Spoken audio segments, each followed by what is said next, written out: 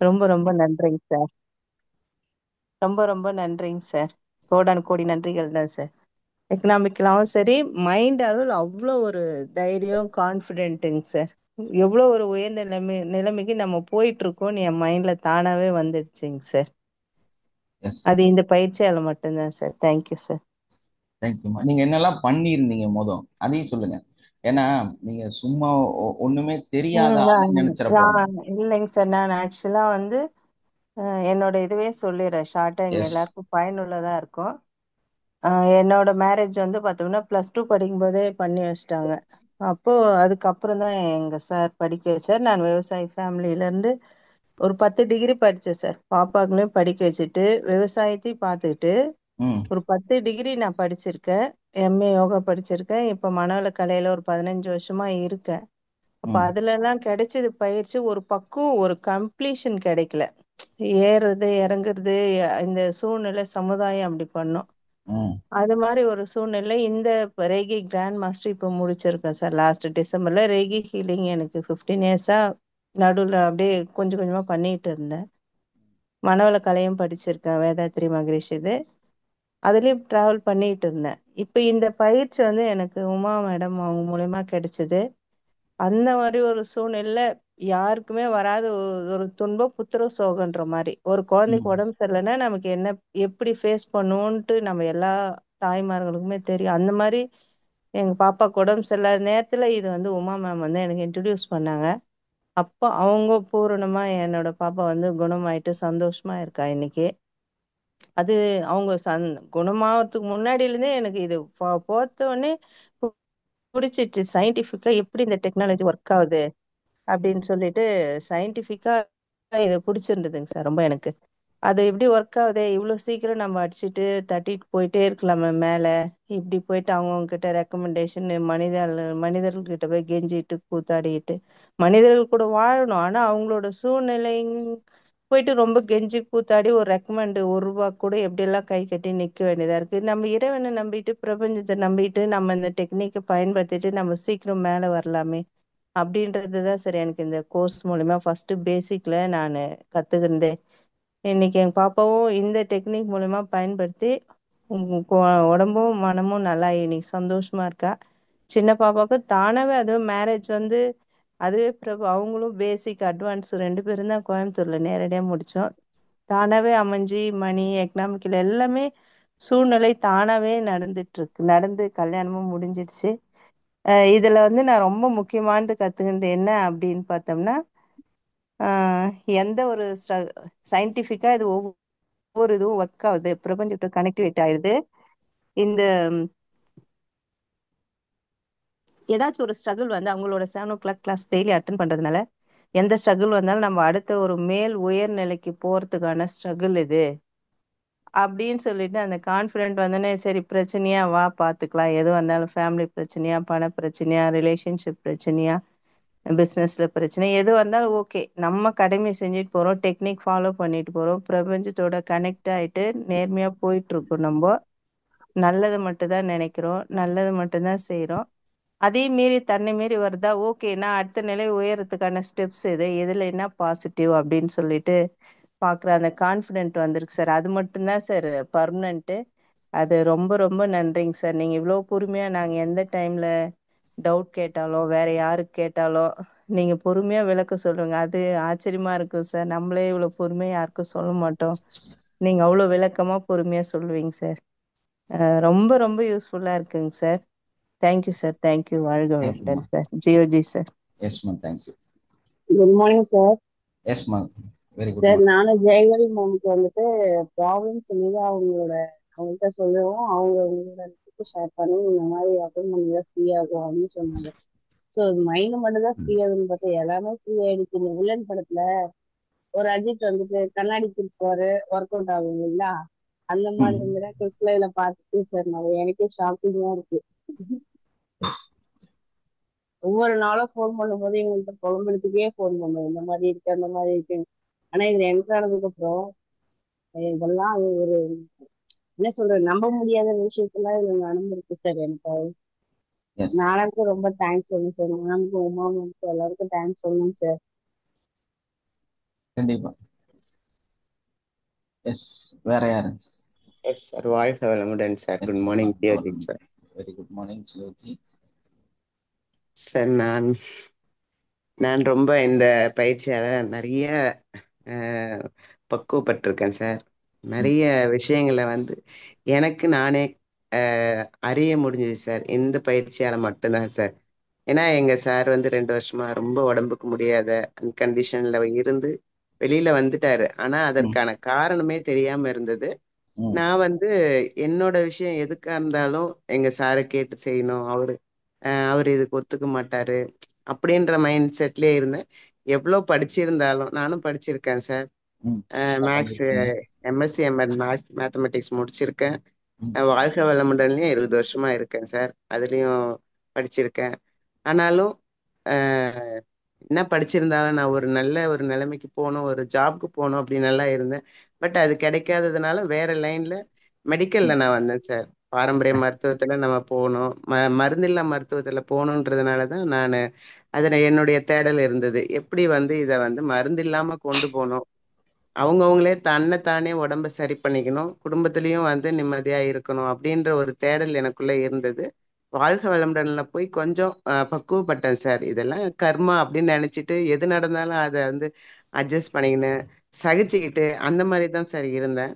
But இந்த class வந்து Kumar sir அவர்கள் மூலியமா தான் சார் நான் வந்து இதுல ஜாயின் ஆனேன். அவருக்கு ஃபர்ஸ்ட் நன்றி சொல்லிக்கிறேன் சார். அவர் தான் வந்து எனக்கு நீங்க உங்களோட தேடலுக்கு இதுல கிடைக்கும் வாங்க மேடம்னாரு. என்னை பத்தி அவருக்கு என்ன தெரியும்னு கூட தெரியாது. ஆனா வந்து நீங்க இதுல வந்து ஜாயின் பண்ணுங்க, உங்களுக்கு நிறைய இதுல வந்து பாசிபிள் நிறைய கிடைக்கும் அப்படின்னாரு. அதுக்கப்புறம் இதுல வந்த பிறகு எங்க சாருக்கு உடம்பு சரியில்லாதது என்ன காரணம்னு தெரியாம இருந்தேன். அதாவது உடல் ரீதியா காரணம் அப்படின்ட்டு செய்வேன். அது இதுன்னு சொன்னாலும் நான் அதெல்லாம் நம்பாம சரி எதுவா இருந்தாலும் சரி பண்ணோன்னு சரி பண்ணிட்டேன். பட் அவர் வந்து மாறல. உடல் ஆரோக்கியமா இருந்தாலும் மனம் மாறாம இருந்தது.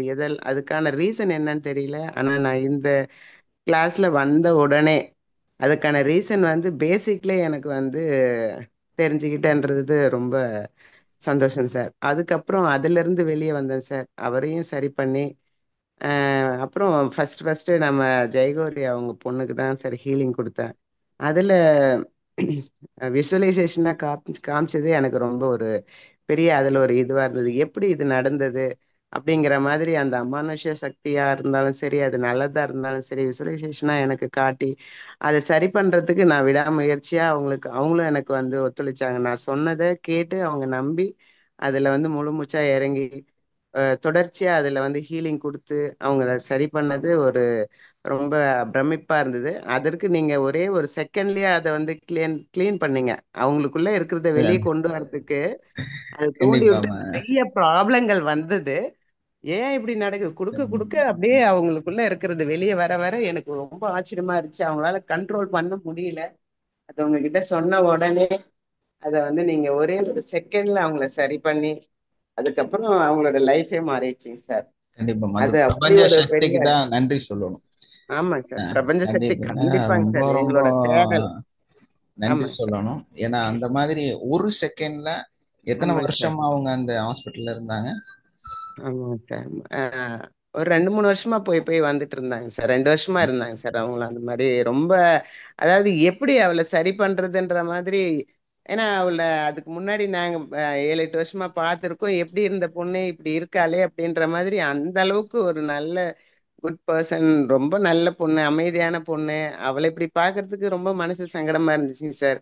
அதுக்கப்புறம் ஒவ்வொன்னா அவட அவங்கள கிளீன் பண்ண அப்புறம் தான் சார் இன்னுமே எனக்கு நம்ம எதுவா இருந்தாலும் நாம தான் பார்க்கணும், யார்ட்டையும் போய் நிக்க கூடாது அப்படின்ற ஒரு இதுக்கு வந்து எங்க சாரை வந்து அதுல இருந்து அவருக்கும் அந்த ப்ராப்ளங்களை வந்து நாமளே சரி பண்ணணும் அப்படின்ற மாதிரி அப்புறம் தான் தெரியும். மற்றவங்களுக்கெல்லாம் அவங்களுக்கு அந்த செய்வன இதெல்லாம் போகிறதுக்காக செய்தாங்க இல்லைங்களா, அவங்கெல்லாம் ஆமா. அப்புறம் தான் எனக்கு சொன்னாங்க சார். ஆமா அவருக்கு இந்த ப்ராப்ளம் இருக்கு அப்படின்னு. ஆனா அவங்க எல்லாம் அப்போ என்கிட்ட சொல்லலை.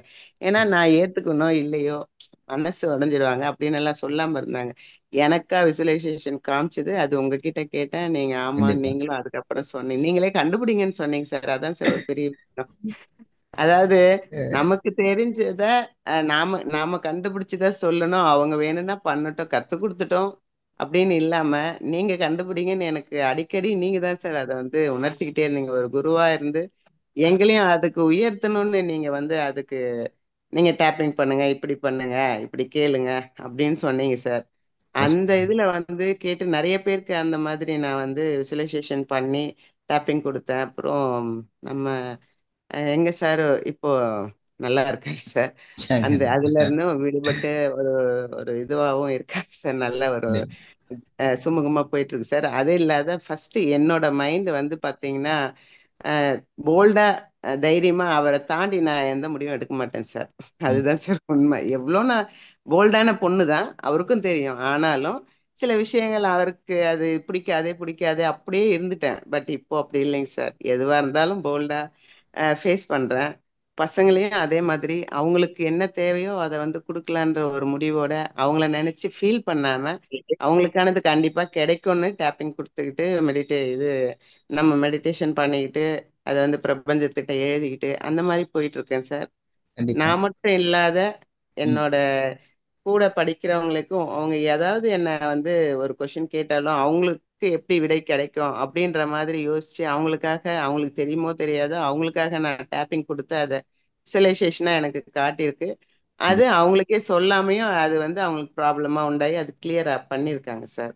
அந்த மாதிரி நிறைய விஷயங்கள் பண்ணியிருக்கேன் சார். ஏன்னா பணத்துக்காக வேண்டான்னு சொல்றவங்க நிறைய பேர் இருப்பாங்க. பணம் கேட்பாங்களோ என்னவோன்னு எல்லாம் இருக்கும்.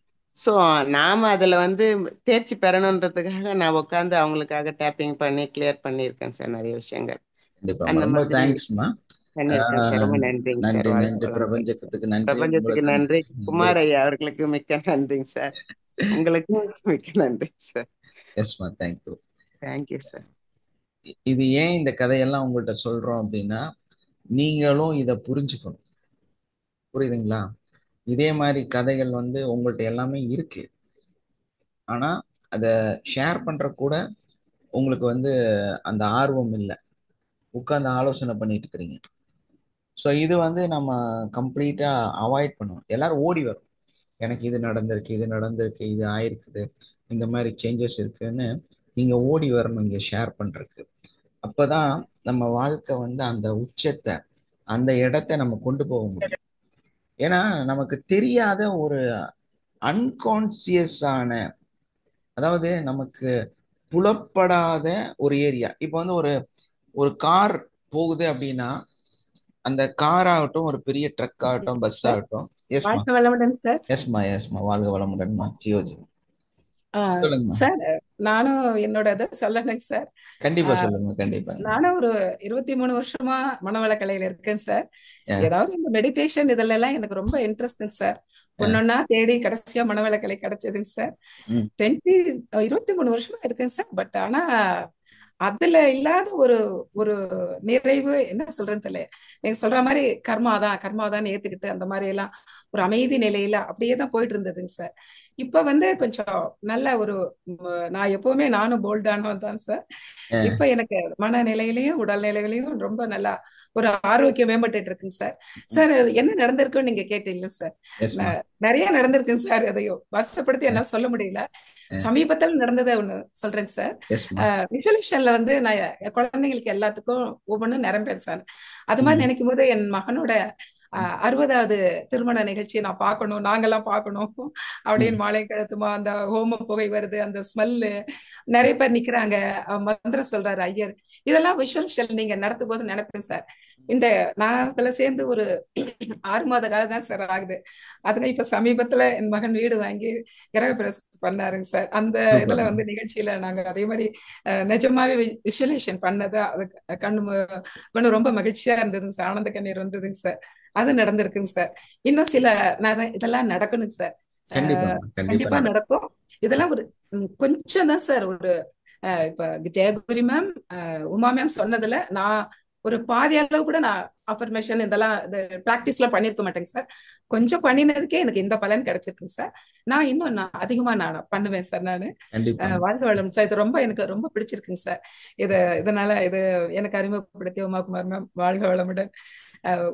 குமார் சார் அவங்க கிட்டயும், குமார் அண்ணா, சண்முகம் அண்ணா அவங்க கிட்டயும் நான் ஐடியா கேட்டேங்க சார். அண்ணனுக்கும் நான் ரொம்ப ரொம்ப நன்றி சொல்லிக்கிறேங்க சார்.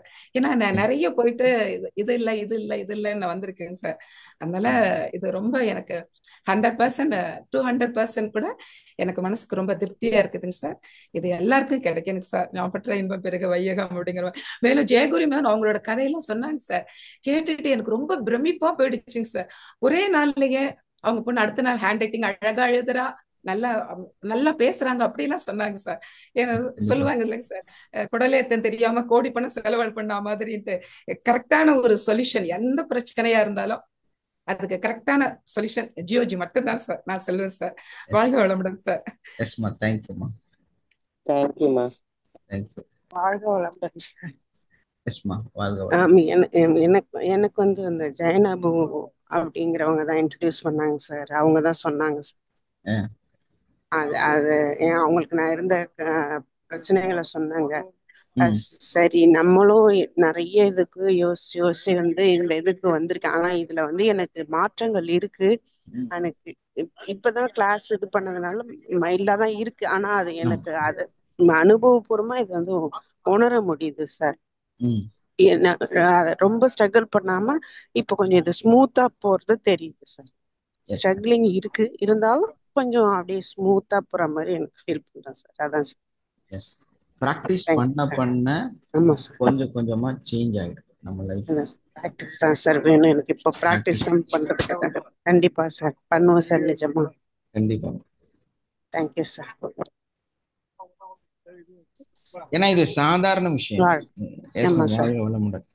சாதாரணமா நம்ம அலட்சியமா பார்க்கக்கூடிய நிகழ்வு அல்ல. இது வந்து உண்மையான புரிதலோட நம்ம பார்க்க வேண்டிய ஒரே விஷயம். ஏன்னா எனக்கு ஃபர்ஸ்டா நடந்தது வந்து, நானும் நிறைய ஆன்மீக அடிப்படையில ஒரு ஒரு முஸ்லீம் நான் ஆக்சுவலா. ஸோ அதனால வந்து நாங்க நம்பவே மாட்டோம், இதெல்லாம் நம்பவே மாட்டோம், இதுக்குள்ள வரவும் மாட்டோம். ரொம்ப அது வந்து தப்புன்னு ஃபீல் ஆகக்கூடிய ஒரு நபர்கள். ஸோ அதுலேயும் வந்து ரொம்ப வருஷம் நிறைய விஷயம் படிச்சிருக்கிறேன், நிறைய விஷயம் தெரிஞ்சு வச்சிருக்கிறேன். நம்ம வீடும் அந்த மாதிரி தான் ஒரு சிஸ்டமேட்டிக்ல இருந்துச்சு. ஆனா என்னோட தேடல் எப்போ அதிகமாச்சு அப்படின்னா, என்னோட ஆயுர்வேதா நான் கோர்ஸ் பண்ணும்போது நான் படிச்சது வந்து ஃபுல்லா ஃபாரினர்ஸ் கூட. என்னோட கிளாஸ்ல வந்து 40 ஃபாரினர்ஸ், நாங்கள் வந்து ஒரு 11 பேர் இந்தியன்ஸ். ஸோ அந்த மாதிரி தான் நான் ஆயுர்வேதா வந்து படித்தேன். ஸோ அந்த 40 பேர் வந்து எனக்கு நிறைய அனுபவங்களை கொடுத்தாங்க. உலகத்தில் இருக்கக்கூடிய மக்கள் வந்து எப்படி இருப்பாங்கங்கிறத நான் கற்றுக்கிட்டேங்க. அது மட்டும் இல்லாமல் அங்கே இருந்த குருக்கள், நான் ஒரு முஸ்லீமாக இருந்தாலும் காலையில் மார்னிங் அந்த ஃபஸ்ட்டு நாங்கள் வந்து 4:30க்கு ஒரு இது பண்ணுவோம், தியானம் பண்ணுவோம். அந்த தியானத்தோட பூசாரி நான் தான். அந்த கிளாஸோட தியானம் இது பண்ணக்கூடிய அந்த சில ஃபோட்டோஸ் எல்லாம் வச்சு, அதுக்கப்புறமா வந்து அதுக்குண்டான ப்ரொசீஜர்லாம் இருக்கு. ஏன்னா அதுக்கு தனியாக ஒரு புக் இருக்கு. ஆயுர்வேதால வந்து ஸ்லோகன்ஸ்ன்னு சொல்லி ஒரு தனியாக ஒரு புக் இருக்கும். அது மூலமாக தான் நாங்கள் படிக்கணும். அந்த எல்லா சான்ஸ்கிரிட்டையும் வந்து சுப்ரபாதத்திலேருந்து எல்லாமே நான் வந்து கற்றுக்கணும். அப்புறம் அதோட விளக்கங்களும் கற்றுக்கணும். அதை வந்து தமிழாக்கம் பண்ணுறதுக்கு தெரியணும். அப்போ தான் ஒரு ஆயுர்வேதா டாக்டர், உண்மையான ஆயுர்வேதா டாக்டராக மாற முடியும். ஸோ அந்த அனுபவம் வந்து எனக்கு ரொம்பவுமே சப்போர்ட்டிவாக இருந்துச்சு. ஏன்னா காலையில் எழுந்திரிச்சு எல்லா ஸ்லோகமும் நாங்கள் படிக்கணும். என்னோட குருக்கு நான் வந்து சமர்ப்பிக்கணும். அது வந்து நான் தான் அந்த கிளாஸை நடத்துவேன். அந்த எல்லா ஸ்லோகன்ஸ்லையும் படிக்கிறதும் நான் தான். ஸோ நான் அதை வந்து ஒரு 6 மாதம் எனக்கு அந்த வாய்ப்பு கிடைச்சது. ஸோ அப்போ அந்த என்னோட குருக்களுக்கு வந்து நான் என்ன செய்யணுமோ அது வந்து எங்கள் ஸ்டடீஸில் ஒரு ஒரு பார்ட் அது. ஏன்னா எல்லாருமே வந்து ஃபாரினர்ஸ் இல்லையா, பாக்கி இருக்கிறவங்க எல்லாம் மலையாளிஸ். நான் ஒரு தமிழ் தெரிஞ்ச ஒரு ஆளு, அது வந்து தமிழ் இன்ஸ்டியூட். அப்போ யாரை தேர்ந்தெடுப்பாங்க? ஜென்ரலாகவே நான் ஒருத்தன் தான் இருக்கிறேன். ஸோ நான் தான் அந்த ப்ரொசீஜர் எல்லாம் ஃபாலோ பண்ணி ஆகணும். அதுக்கப்புறமா யோகா கிளாஸ், ஸோ அதுவும் நான் தான் நடத்தி ஆகணும். எனக்கு மேலே ஒரு குரு இருக்காரு. ஸோ அந்த breath in breathe out posters எல்லாமே வந்து நாம ஒன் பை ஒன் அவங்களுக்கு கற்றுக் கொடுக்கணும் டெய்லி. இதுக்கு வந்து நான் தான் டீச்சரா தேர்ந்தெடுக்கப்பட்டு ஒரு பர்டிகுலர் கிளாஸ் வந்து முடிச்சதுக்கு அப்புறமா ஃபர்ஸ்ட் தியான கிளாஸ், அதுக்கப்புறம் ஸ்லோகன்ஸ், அதுக்கப்புறம் வந்து யோகா கிளாஸ், இதை வந்து தொடர்ந்து நான் பண்ணிட்டு இருந்தேன். ஸோ அதனால ஒரு பெரிய எக்ஸ்பீரியன்ஸ் எனக்கு கிடைச்சது. அங்கேயும் டீச்சரா இருந்தேன் நான். ஸோ ஒரு 6 மாசம் அதுக்கப்புறமா அவங்களே என்னை வச்சுக்கிட்டாங்க, சம்பளம் எல்லாம் கொடுத்தாங்க. ஸோ அதையெல்லாம் வாங்கிட்டு அங்க என்னோட கோர்ஸ் கம்ப்ளீட் பண்ணி அதுக்கப்புறமா ஒரு 6 மாசம் அங்க ஒர்க் பண்ணிட்டு இருந்தேன். ஸோ அதனால அடுத்தடுத்த பேட்ச்க்கு நான் கிளாஸ் எடுக்க வேண்டிய ஒரு இது கிடைச்சது. அதுல நிறைய மருந்துகள் தயாரிக்கிறது அது இதுன்னு ஆயுர்வேதம்னா உங்களுக்கு தெரியுமில்ல. ஸோ அதெல்லாம் வந்து ஒரு பெரிய அளவுல எனக்கு ஒரு பெரிய மாற்றத்தை கொடுத்துச்சு. அதுக்கப்புறமா பிரம்ம பயிற்சின்னு சொல்லி ஒருத்தர் இருக்கிறாரு. அவங்க வந்து இந்த திருச்சூர்ல வந்து இருக்கிறாங்க, பிரம்ம குமாரிகளா இருக்காங்கல்ல. அதே மாதிரி தவா, சாரி, அந்த அந்த இடத்துக்கு பேர் வந்து ஆஹ், மலையாளத்துல சொல்லுவாங்க, அதனால எனக்கு படு வரல. அந்த ஆசிரமம் வந்து அங்க என்ன பிரச்சனை அப்படின்னா அவங்க யாருமே வந்து ட்ரெஸ் போட மாட்டாங்க. இந்த உலகத்துக்கும் அவங்களுக்கும் நிறைய வித்தியாசம் இருக்குங்கிறத காண்பிக்கக்கூடிய ஒரு இடம். அவங்க பல்லு இருக்காது, அவங்களுக்கு எல்லாம் எடுத்துருவாங்க. ஜெய்னிஸா சார்? இல்ல இல்ல இல்ல, நார்மல் பர்சன்ஸ் தான். பல்ல ஃபுல்லா எடுத்துருவாங்க, முடியும் வெட்ட மாட்டாங்க. இந்த மாதிரி ஒரு இது அதுல வந்து எனக்கு ஒரு குரு இருந்தார். ஸோ அந்த இதுல பயிற்சி பண்ற ஒருத்தர், அவருக்கு கீழே ஒரு 3 மாசம் டெய்லியும் எங்க வீட்டுல இருந்து ஒரு அந்த நம்ம ஆயுர்வேதா படிக்கிறேன்ல அதுக்கு பக்கத்துல அவர் இருக்கிறாரு. ஸோ டெய்லி அவர்கிட்ட போயிடுவேன். அவர் சாப்பிட்ற ஃபுட்டு பார்த்தீங்கன்னா நிறைய நாட்கள்ல வந்து ஒரே ஒரு திராட்சை தான் சாப்பிடுவார். அதே மாதிரி பார்த்தீங்கன்னா அந்த பயிற்சியை பொறுத்தவரையிலும் அவங்க ஒய்ஃபும் அதே மாதிரி இருக்கணும், இல்லைன்னா இறந்து போயிடுவாங்க. ஏன்னா அவ்வளோ பவர். ஸோ அவர் கூட இருந்து அவர்கிட்ட இந்த ஒரு தீட்சை மாதிரி கிடைச்சது. அவரு நிறைய கற்றுக் கொடுத்தாரு. ஸோ அதனால என்னோட லைஃப்பும் அந்த பர்டிகுலர் டைம்ல என்னோட குரு ஸ்ரீகுமார்னு சொல்லி ஒருத்தர். ஸோ ஸ்ரீகுமார் வந்து தியானத்திலையும் யோகாலையும் எனக்கு வந்து அடுத்த நிலையை காமிச்சு கொடுத்தாரு. ஏன்னா அந்த குருக்கு தான் எனக்கு நான் எல்லாம் நன்றி சொல்லணும். ஏன்னா ஃபர்ஸ்ட் முதல் படிக்கட்டை வந்து கிளியரா காமிச்சு கொடுத்தவர். ஸோ நாங்க 2 பேரும் சேர்ந்து தான் இவர்கிட்ட போவோம். ஸ்ரீகுமாருக்கு வந்து நிறைய ஸ்டூடெண்ட்ஸ் எல்லாம் கிடையாது. பட் நான் வந்து அவருக்கு ஒரு நல்ல ஸ்டூடெண்ட். ஏன்னா நல்ல சப்போர்ட்டிவா இருந்த ஒரு ஆள். ஸோ அதனால நானும் அவரும் சேர்ந்து நாங்கள் அவங்க கிட்ட போவோம். அவர்கிட்ட போனால் அவர் மொத்தமாகவே ஒரு 4 ஸ்பூன் தான் ரைஸ் சாப்பிடுவார், இல்லைன்னா ஒரே ஒரு திராட்சை, அவ்வளோதான் எனக்கு ஃபுட்டு. ஸோ அந்த மாதிரி ஒருத்தர் இருந்தார். அவர் வந்து இந்த திருச்சூரில் அந்த இடம் இருக்குது. இப்போ நானும் அதுக்கு பக்கத்தில் தான் இருக்கிறேன், கேரளால. நானும் அந்த ஆசிரமத்துக்கும் கொஞ்சம் முன்னாடி தான் இருக்கிறேன். பட் நாங்கள் போகலன்னா ஒரு கொஞ்ச நாள் அதுள்ள போனதுக்கு அப்புறமா, ஏன்னா ஃபேமிலி லைஃப் நான் விட்டுதான் ஆகணும், வேற வழி இல்லை. ஸோ அந்த மாதிரி ஒரு சுச்சுவேஷன் வரும்போது இவங்க ரொம்ப சுதாரிச்சு நம்மளை அது வந்து வெளியே எடுத்துட்டாங்க.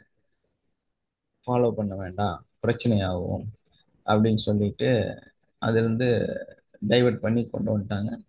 அப்புறமா ரொம்ப நாள் வந்து அக்குபஞ்சர் டாக்டர், ஆயுர்வேதிக் எல்லாமே ப்ராக்டிஸ் பண்ணோம். அப்புறம் இது சொல்லிட்டே இருக்கும், சம்திங் உள்ள இருந்து சொல்லிட்டே இருக்கும், இந்த நிலை வந்து நீ கிடையாது, உனக்கு வேற ஏதோ சம்திங் ஒர்க் இருக்கு, நீ இங்க உட்கார்ந்துட்டு இருக்காத, போ போ. பெரிய அளவுல பிசினஸ் பண்ணேன், ரொம்ப சக்சஸ்ஃபுல்லா. கொரோனால எல்லாரும் லாஸ் பண்ணாங்க, நான் லேக்ஸ் அண்ட் லேக்ஸ் ஏர்ன் பண்ணேன்.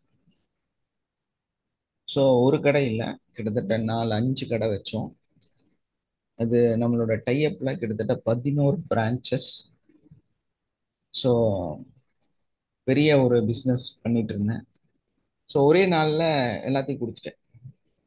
அப்போவே என்கிட்ட ஏதோ ஒரு சம்திங் சொல்லிட்டே இருந்துச்சு, நீ பிஸ்னஸ் மேன் இல்ல, நீ வந்து இதை செய்யக்கூடாது அப்படின்னு ஏதோ ஒன்று என்கிட்ட சொல்லிட்டே இருக்குது. ஸோ இதை விடு, போதும் போதும் அப்படின்னா அதுக்கப்புறம் தான் டோட்டல் லாஸ், ஜீரோல போய் விழுந்தேன். ஏன்னா அன்னைக்கு அவ்வளோ சம்பாத்தியம், ஒரு ஸ்கோடா ஃபேபியா அந்த கார்லாம் வச்சுட்டு, ஸோ எல்லாமே எக்ஸ்ட்ரீம் லெவலில் வாழ்ந்தாச்சு விஐபியா. ஒரு நேரம் சாப்பாட்டுக்கு வழி இல்லை, நடு ரோட்ல நின்றுட்டு இருக்கிறேன்.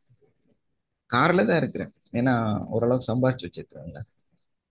அசர்ட் இருக்கு, வருமானம் இல்லை, கிளினிக்கும் இல்லை. கொரோனாக்கு அப்புறம் கொரோனா டைம்ல வந்து ஊரை விட்டு போயாச்சு. ஸோ அதனால இந்த ஊரோட கனெக்ஷன் இல்லை. பேஷண்ட்ஸ் இருக்காங்க, ஆனா கிளினிக் இல்லை. கிளினிக்கு காசு கொடுக்கறதுக்கு பணம் இல்லை. அசர்ட் வச்சு என்ன பண்றது? ஒரு கிளினிக் வாடகை கொடுத்து எடுத்துடலாம் அப்படின்னா 50,000 ரூபாய்க்கு மேலதான் கேட்குறாங்க. இன்னொன்னு என்னன்னா, எனக்கு தெரிஞ்ச லொக்கேஷன்ல தான் நான் போட முடியும். அப்பதான் உடனே பணம் வரும், உடனே வந்து ஏதாவது கிடைக்கும். இல்லைன்னா திரும்ப தள்ளி போடணும், வேற எங்கேயாவது சந்துக்குள்ள போய் உட்காரணும். ஸோ அந்த கிளினிக் பார்க்கும்போது அதுக்கு பணம் இல்லை. 50,000 ரூபாய் கொடுத்தா தரேன்னு சொல்றாரு, ஆனா 15,000 20,000 வாடகை கேட்குறாரு. ஸோ நமக்கு அதுக்கும் முடியாது. அந்த மாதிரி ஒரு சூழ்நிலை. கிளினிக்கும் போட முடியாது, கையிலையும் காசு சுத்தமா இல்லை, பிஸ்னஸ்க்கு இன்வெஸ்ட் பண்றதுக்கும் பணம் இல்லை, கோல்டு அடக்கம் இல்லை. கோல்டு இருந்தா கூட ஏதோ ரோல் பண்ணலாம், அதுவும் ஜீரோ. எப்படிதான் நீங்க சர்வை பண்ணுவீங்க?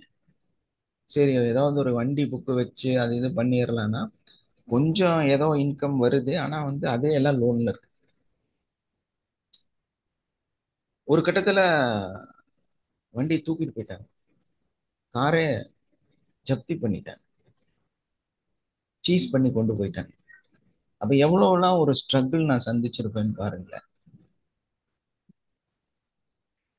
கார்லயே தான் போவேன், கார்லயே தான் வருவேன், இறங்கி கூட நடக்க மாட்டேன். இதை நிறைய நாள் நான் ஃபீல் ஆயிருக்கிறேன். என்னன்னா, நான் நடக்கிறது இல்லைங்கிறது நிறைய டைம் ஃபீல் ஆயிருக்கிறேன். ஏன்னா கார் அப்படியே பார்க்கிங், வீட்டுள்ள கார் பார்க்கிங்குள்ள கொண்டு நிறுத்திட்டு ஒரு 2 ஸ்டெப்ல வீட்டுக்குள்ள போயிருவேன், அப்படியே ஏசியில் இருப்பேன். அங்கிருந்து இறங்கி கார்ல ஏறி நேரா வந்து கிளினிக்ல போய் இறங்குவேன். அங்கிருந்து அப்படியே அந்த ஏசியில போய் உட்காந்துப்பேன், பேஷண்ட் பார்த்துட்டு திரும்ப இப்படியே வந்து ஒரு 10 15 வருஷம் அப்படிதான் போயிட்டு இருந்துச்சு. வெளியே இந்த லோக்கல் பர்சன்ஸ் எல்லாம் நான் ஒரு பேஷண்ட் கூட பார்க்க மாட்டேன், பார்க்கறதுக்கு டைம் இல்லை. இன்னொன்று, அவங்களால என்னோட ஃபீஸ் கொடுக்க முடியாது. ஸோ அதனால இந்த லோக்கலா இருக்கிற பர்சன்ஸ் எல்லாம் யாரும் வந்து எனக்கு தேடி கூட வர மாட்டாங்க. இருந்தாலும் சரியில்லை, பயங்கரமான ஃபீஸ் வாங்குறாருங்க. ஸோ அதனால அந்த கம்யூனிகேஷனும் எனக்கு கிடையாது. எல்லாமே ரொம்ப ரிச் பர்சன்ஸ். ஸோ அதனால அவங்க எல்லாருமே ஃபோன் பண்ணுவாங்க, கால் பண்ணுவாங்க, பெங்களூர்லேருந்து வருவாங்க, சென்னையிலேருந்து வருவாங்க, வெளிநாட்டிலேருந்து தேடி வந்து தங்கி பண்ணிட்டு போவாங்க. ஸோ அப்படியே ஒரு சிஸ்டமேட்டிக்காக நான் போயிட்டேன். ஸோ இதையெல்லாம் கடந்து இப்படி ஒரு பயங்கரமான லாஸ், கொரோனாக்கு அப்புறமா நிறைய சம்பாரிச்ச ஒரு ஆளு எல்லாமே விட்டுட்டு. ஆனா இதுக்கு காரணம் எல்லாம் ஒண்ணுதான், ஏதோ சம்திங் பின்னாடி இருந்து சொல்லிட்டே இருக்கு, உனக்கு இது டியூட்டி இல்லை, இது செய்யாத, போதும் போதும், ஸ்டாப் ஸ்டாப். மனசும் சொல்லிட்டே இருக்கு, தியானம் பயிற்சி, யோகா, நம்மளோட அந்த மைண்டு பூரா அந்த மெடிடேஷன் மெடிடேஷன். அதுல வந்து என்னன்னா, இந்த கலாச்சார ரீதியாகவும் எனக்கு தோணிட்டே இருக்கும், சரி எல்லாத்துக்கும் இருக்குது, நம்ம இதுல இல்லையே, ஏன் இந்த மக்கள் வந்து கோபமும் படுறாங்க, அப்படி என்னென்னமோ சிந்தனைகள் ஓடிட்டே இருக்கும் மனசுக்குள்ளார. ஆனா ஃபோக்கஸ்ட் ஆன் மெடிடேஷன், எப்ப பார்த்தாலும் அதை பத்தியே ஒரு ஈர்ப்பு இருந்துட்டே இருக்கு. ஸோ ஆனா ரோட்ல ஒரு நாள் நிற்கும் போது சாப்பாட்டுக்கு வழி இல்லையே.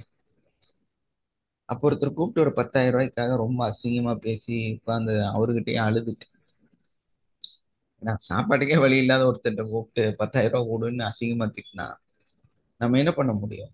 அவங்கள்ட்ட சரண்டர் தான் ஆகும். ஸோ அழுகிறேன் நான், இந்த மாதிரி இருக்குது. இன்னைக்கு ப்ரெசன்ட் இப்போ வந்து எனக்கு சாப்பிட்றதுக்கு வழி இல்லை. ஃபர்ஸ்ட் நான் சாப்பிடணும், காலையிலயும் சாப்பிடல, மதியம் சாப்பிடல, என்ன பண்றதுன்னு தெரியல. இனி நான் திரும்ப நைட்டுக்கும் சாப்பிடணும். ஃபர்ஸ்ட் சாப்பிடணும், அப்பதான் உயிரோடே இருக்க முடியும். தண்ணி கூட குடிக்கிறதுக்கு வாங்குறதுக்கு காசு இல்லை. ஆனா பெட்ரோல் மட்டும், வண்டியில டீசல் இருக்கு, ஒரு 500 ரூபாய் டீசல் இருக்கு. ஸோ இதை வச்சு அது கொஞ்சம் பொருள் இருக்கு, அதை வித்தா கொஞ்சம் காசு கிடைக்கும், ஆனா அதெல்லாம் யூஸ் இல்லை. ஆனா அந்த மாதிரி இருக்கிற சூழ்நிலை தான். ஒரு டெய்லி காலையில எந்திரிச்சு டெய்லி தியானம் பண்ணுவேன். ஒரு 3 மாசம் ஒரு தனிமையில ஒரு தகர ஷெட்டுக்குள்ளார உட்காந்துட்டு டெய்லி காலையில 3:30 மணி 4 மணிக்கு எந்திரிச்சிருவேன். ஏன்னா தியானம் எல்லாம் எனக்கு ஆல்ரெடி தெரியும் இல்லையா, எல்லா பயிற்சியும் நான் ஆல்ரெடி எடுத்திருக்கிறேன். என்னோட குருக்கள் நிறைய பேர் இருக்காங்க. ஸோ நிறைய விஷயம் எனக்கு தெரியும். அது மட்டும் இல்லாம மத ரீதியாகவும் எங்க அடிப்படையிலையும் சில விஷயங்கள்லாம் இருக்குது. ஸோ அதெல்லாம் சேர்ந்து டெய்லியும் அந்த ஒரு 3:30 எந்திரிச்சிட்டு, எந்த மனுஷனுக்கு தூக்கம் வரும்? காசு இல்லை, பிரச்சனை, நஷ்டம், எல்லாமே லாஸ் ஆயிருச்சு, லட்சக்கணக்கில் விட்டாச்சு. அந்த தொலைச்ச பணம் கையில வச்சிருந்தா கூட சும்மா உட்காந்து ஜாலியா ஏசியில உட்காந்து தின்னுட்டு இருந்திருக்கலாம் ஒரு 10 வருஷத்துக்கு. அவ்வளோ காசு போயிடுச்சு. 10 வருஷத்துக்கு அந்த காசை பேங்க்ல போட்டு வச்சுட்டு டெய்லியும் 500 ரூபா 1000 ரூபா எடுக்க வேண்டியது, வேணுங்கிற பொருள் வாங்கி வீட்டுக்கு கொடுக்க வேண்டியது, நம்ம சாப்பிட வேண்டியது, பேசாம இருக்க வேண்டியது. அப்படி இருந்தா 10 வருஷம் வாழலாம். அவ்வளவு பணம் கையில இருந்துச்சு, அதை தொலைச்சாச்சு ஃபுல்லா, ஜீரோ. ஸோ ஒன்ஸ் எனக்கு ஒரு எக்ஸ்பீரியன்ஸும் இருக்குது. நான் வந்து அக்குபஞ்சர் படிக்கும்போது ஒரு நல்ல ஷாப் இருந்துச்சு. அதை வந்து ஒரு ரெண்ட்டுக்கு ஒருத்தருக்கு கொடுத்துட்டு வித்துட்டு, அவர் எப்படி பேமெண்ட் தருவாருன்னா டெய்லியும் ஒரு 400 ரூபா வச்சு தருவார். ஸோ இந்த 400 ரூபாயை வாங்கிட்டு என்ன பண்ணுவேன்னா வீட்டில் கொடுத்துருவேன். புக் எடுத்து படிச்சுட்டே இருப்பேன். வேற எந்த டியூட்டியும் கிடையாது. இவங்களும் சொல்லிட்டாங்க, நீங்க எந்த டென்ஷனும் அடிக்காதீங்க, கல்யாணம் ஆயிடுச்சு குழந்தை ஆயிடுச்சுலாம் ஃபீல் பண்ணாதீங்க, எக்ஸாம் பர்ஃபெக்டா எழுதுங்க, படிங்க, டியூட்டிக்கு பாருங்க என்னாச்சு. ஸோ இந்த டெய்லி 400 ரூபா வாங்கிட்டு காலையில 3 மணிக்கு எந்திரிச்சு வந்து அக்குபஞ்சரை அக்கு வேற ஆணி வேறா படிச்சேன்.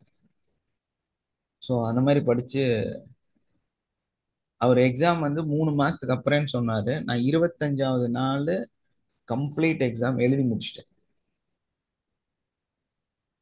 அக்குபஞ்சர் 25 நாள்ல கத்துட்டேங்க. ஆனா அதுக்கு 1 வருஷம் 1.5 வருஷத்துக்கு அப்புறம் தான் எனக்கு அந்த இதெல்லாம் கொடுத்தாங்க, சர்டிபிகேட் எல்லாம். ஆனா நான் வந்து ஃபர்ஸ்ட் பேட்ச்லயே எக்ஸாம் எழுதிட்டேன். சர்டிபிகேட் எல்லாம் வரக்கு ரொம்ப நாள் ஆயிடுச்சு, லேட் ஆயிடுச்சு. ஏன்னா அப்படித்தானே ப்ரொசீஜரு. நம்ம இவ்வளோ ஸ்பீடா இருப்போம்னு அவங்களுக்கு தெரியல. சரி, பட் ஆனா நான் எல்லா எக்ஸாமும் ஒரு 25 டேஸ்ல உட்காந்து கம்ப்ளீட் பண்ணி எக்ஸாம் எழுதி பாஸ் ஆனேன். அப்படியெல்லாம் இருந்து எல்லாம் பண்ணால்தான் கடைசியில எங்க இருக்கேன், ஜீரோல இருக்கேன். அப்ப இந்த நிகழ்வு வந்து இப்படி தியானம் பண்றது, மெடிடேஷன் பண்றது, யோகா பண்றது, அதுக்கப்புறமா எங்க அடிப்படையில வந்து ப்ரே பண்றது, இதெல்லாம் செஞ்சுட்டு இருக்கும்போது தான் ஒரு நாள் இந்த கிளாஸ் வந்து எனக்கு கிடைச்சது. ஸோ அதை வந்து கத்துட்டு, அப்பவும் பெரிய பிரச்சனை என்னன்னா, ஒன்றும் ஃபீஸ் அதிகம். சாப்பாட்டுக்கு இல்லாத ஒருத்தன் திடீர்னு ஒரு 50,000 ரூபாய் கொடுக்கணும்னா சும்மா நடக்குமா? சொல்லுங்க பாபு. அப்ப நாளைக்கு காலையில வந்து ஒரு ஜூஸ் வித்துட்டு இருந்தேன் நான். அதுல தான் அந்த காசு வரும், அதை வச்சுதான் குடும்பம் ஓடிட்டு இருந்துச்சு. ஸோ அது நாளைக்கு காலையில ஸ்டாக் வருது, நாளைக்கு காலையில லோடு வருது. அந்த லோடுக்கான காசை எடுத்து ஃபீஸ் கட்டிட்டேன். என்னோட சன்னு மதியம் வந்து கேட்கறான், அப்ப இன்னும் பேமெண்ட் பண்ணலையா? பண்ணலடா. என்ன பண்றதுன்னு தெரியல. பணம் எங்க? இவ்வளவு நாள் வித்தீங்கல்ல, அந்த பணம் இல்லைங்க. இல்ல, ஒரு கிளாஸ்ல பணத்தை கட்டிட்டேன். கிளாஸ்ல பணத்தை கட்டிட்டீங்களா? அப்பா நாளைக்கு காலையில ஸ்டாக் வந்துடும், காலையில 3 மணிக்கு வருவாங்க, பேங்க்ல இருந்து கூட வித்ட்ராவல் பண்ண முடியாது, அதுக்கு உங்கள்ட்ட இல்லவும் இல்லை, உங்களுக்கு அறிவுங்கிறதே கிடையாது. என்ன பண்றதுப்பா? சரி, ஓகே விடு, நீங்க என்னமோ பண்ணிட்டு போங்கன்னு அவனும் கோச்சுட்டு இறங்கி போயிட்டேன். வராது நாள் மார்னிங் இந்த ஃபீஸ் கட்டியாச்சு. ஃபீஸ் கட்டினாவே நம்ம கிளாஸ்ல உட்கார முடியும், இல்லைன்னா துரத்தி விட்டுருவாங்கல்ல. 3 நாள் வேற ஆயிடுச்சு.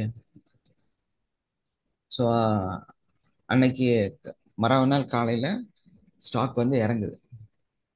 எப்படி இருக்கும்னு நினைச்சு பாருங்களேன், உங்க மனசு எப்படி இருக்கும்? கிளாஸ் என்னன்னு தெரியாது, 3 நாள் உட்கார்ந்தாச்சு, ஃபுல் பேமெண்ட்டும் கொடுத்தாச்சு, மறாவது நாள் ஸ்டாக்குக்கான காசும் நம்ம கையில இல்லை. தருவானா அவன்? யாராவது தருவாங்களா? தர சான்ஸே இல்லை. பட் அந்த மிராக்கிள் அங்க நடந்துச்சு. ஸ்டாக் எல்லாம் இறக்கி வச்சுட்டு ஓனரே ஃபோன் பண்றாரு, பேமெண்ட் வேண்டாம், ஒரு 7 நாளைக்கு அப்புறம் கொடுங்க, இதெல்லாம் சேல் பண்ணிட்டு கொடுங்கன்னு சொல்லிட்டு எக்ஸ்ட்ரா 200 வாக்ஸ். மிராக்கிள். அதுதான் என்ன நடந்தது. நான் 200 தான் ஆர்டர் பண்ணியிருந்தேன், அவர் 200 எக்ஸ்ட்ரா. 400 பாக்ஸ் இறக்கிட்டு பேமெண்ட்டு ஒரு வாரத்துக்கு அப்புறம் கொடுங்கன்ட்டு போயிட்டாங்க. உங்க லைஃப்ல இப்படி நடக்குமா மிராக்கிள்? அன்னைக்கு அன்னைக்கு எனக்கு தெரிஞ்சது, இதுக்குள்ள ஏதோ ஒரு சம்திங் இருக்கு, நீ இத பலமா புடிச்சுக்கோன்னு. அங்க இருந்து தான் லைஃப் சேஞ்ச் ஆச்சு. இன்னைக்கு வந்து இங்க மேல அந்த தகர சீட் இருந்துச்சுல்ல, அது இவ்வளவு பெரிய பில்டிங்கா மாறிடுச்சு.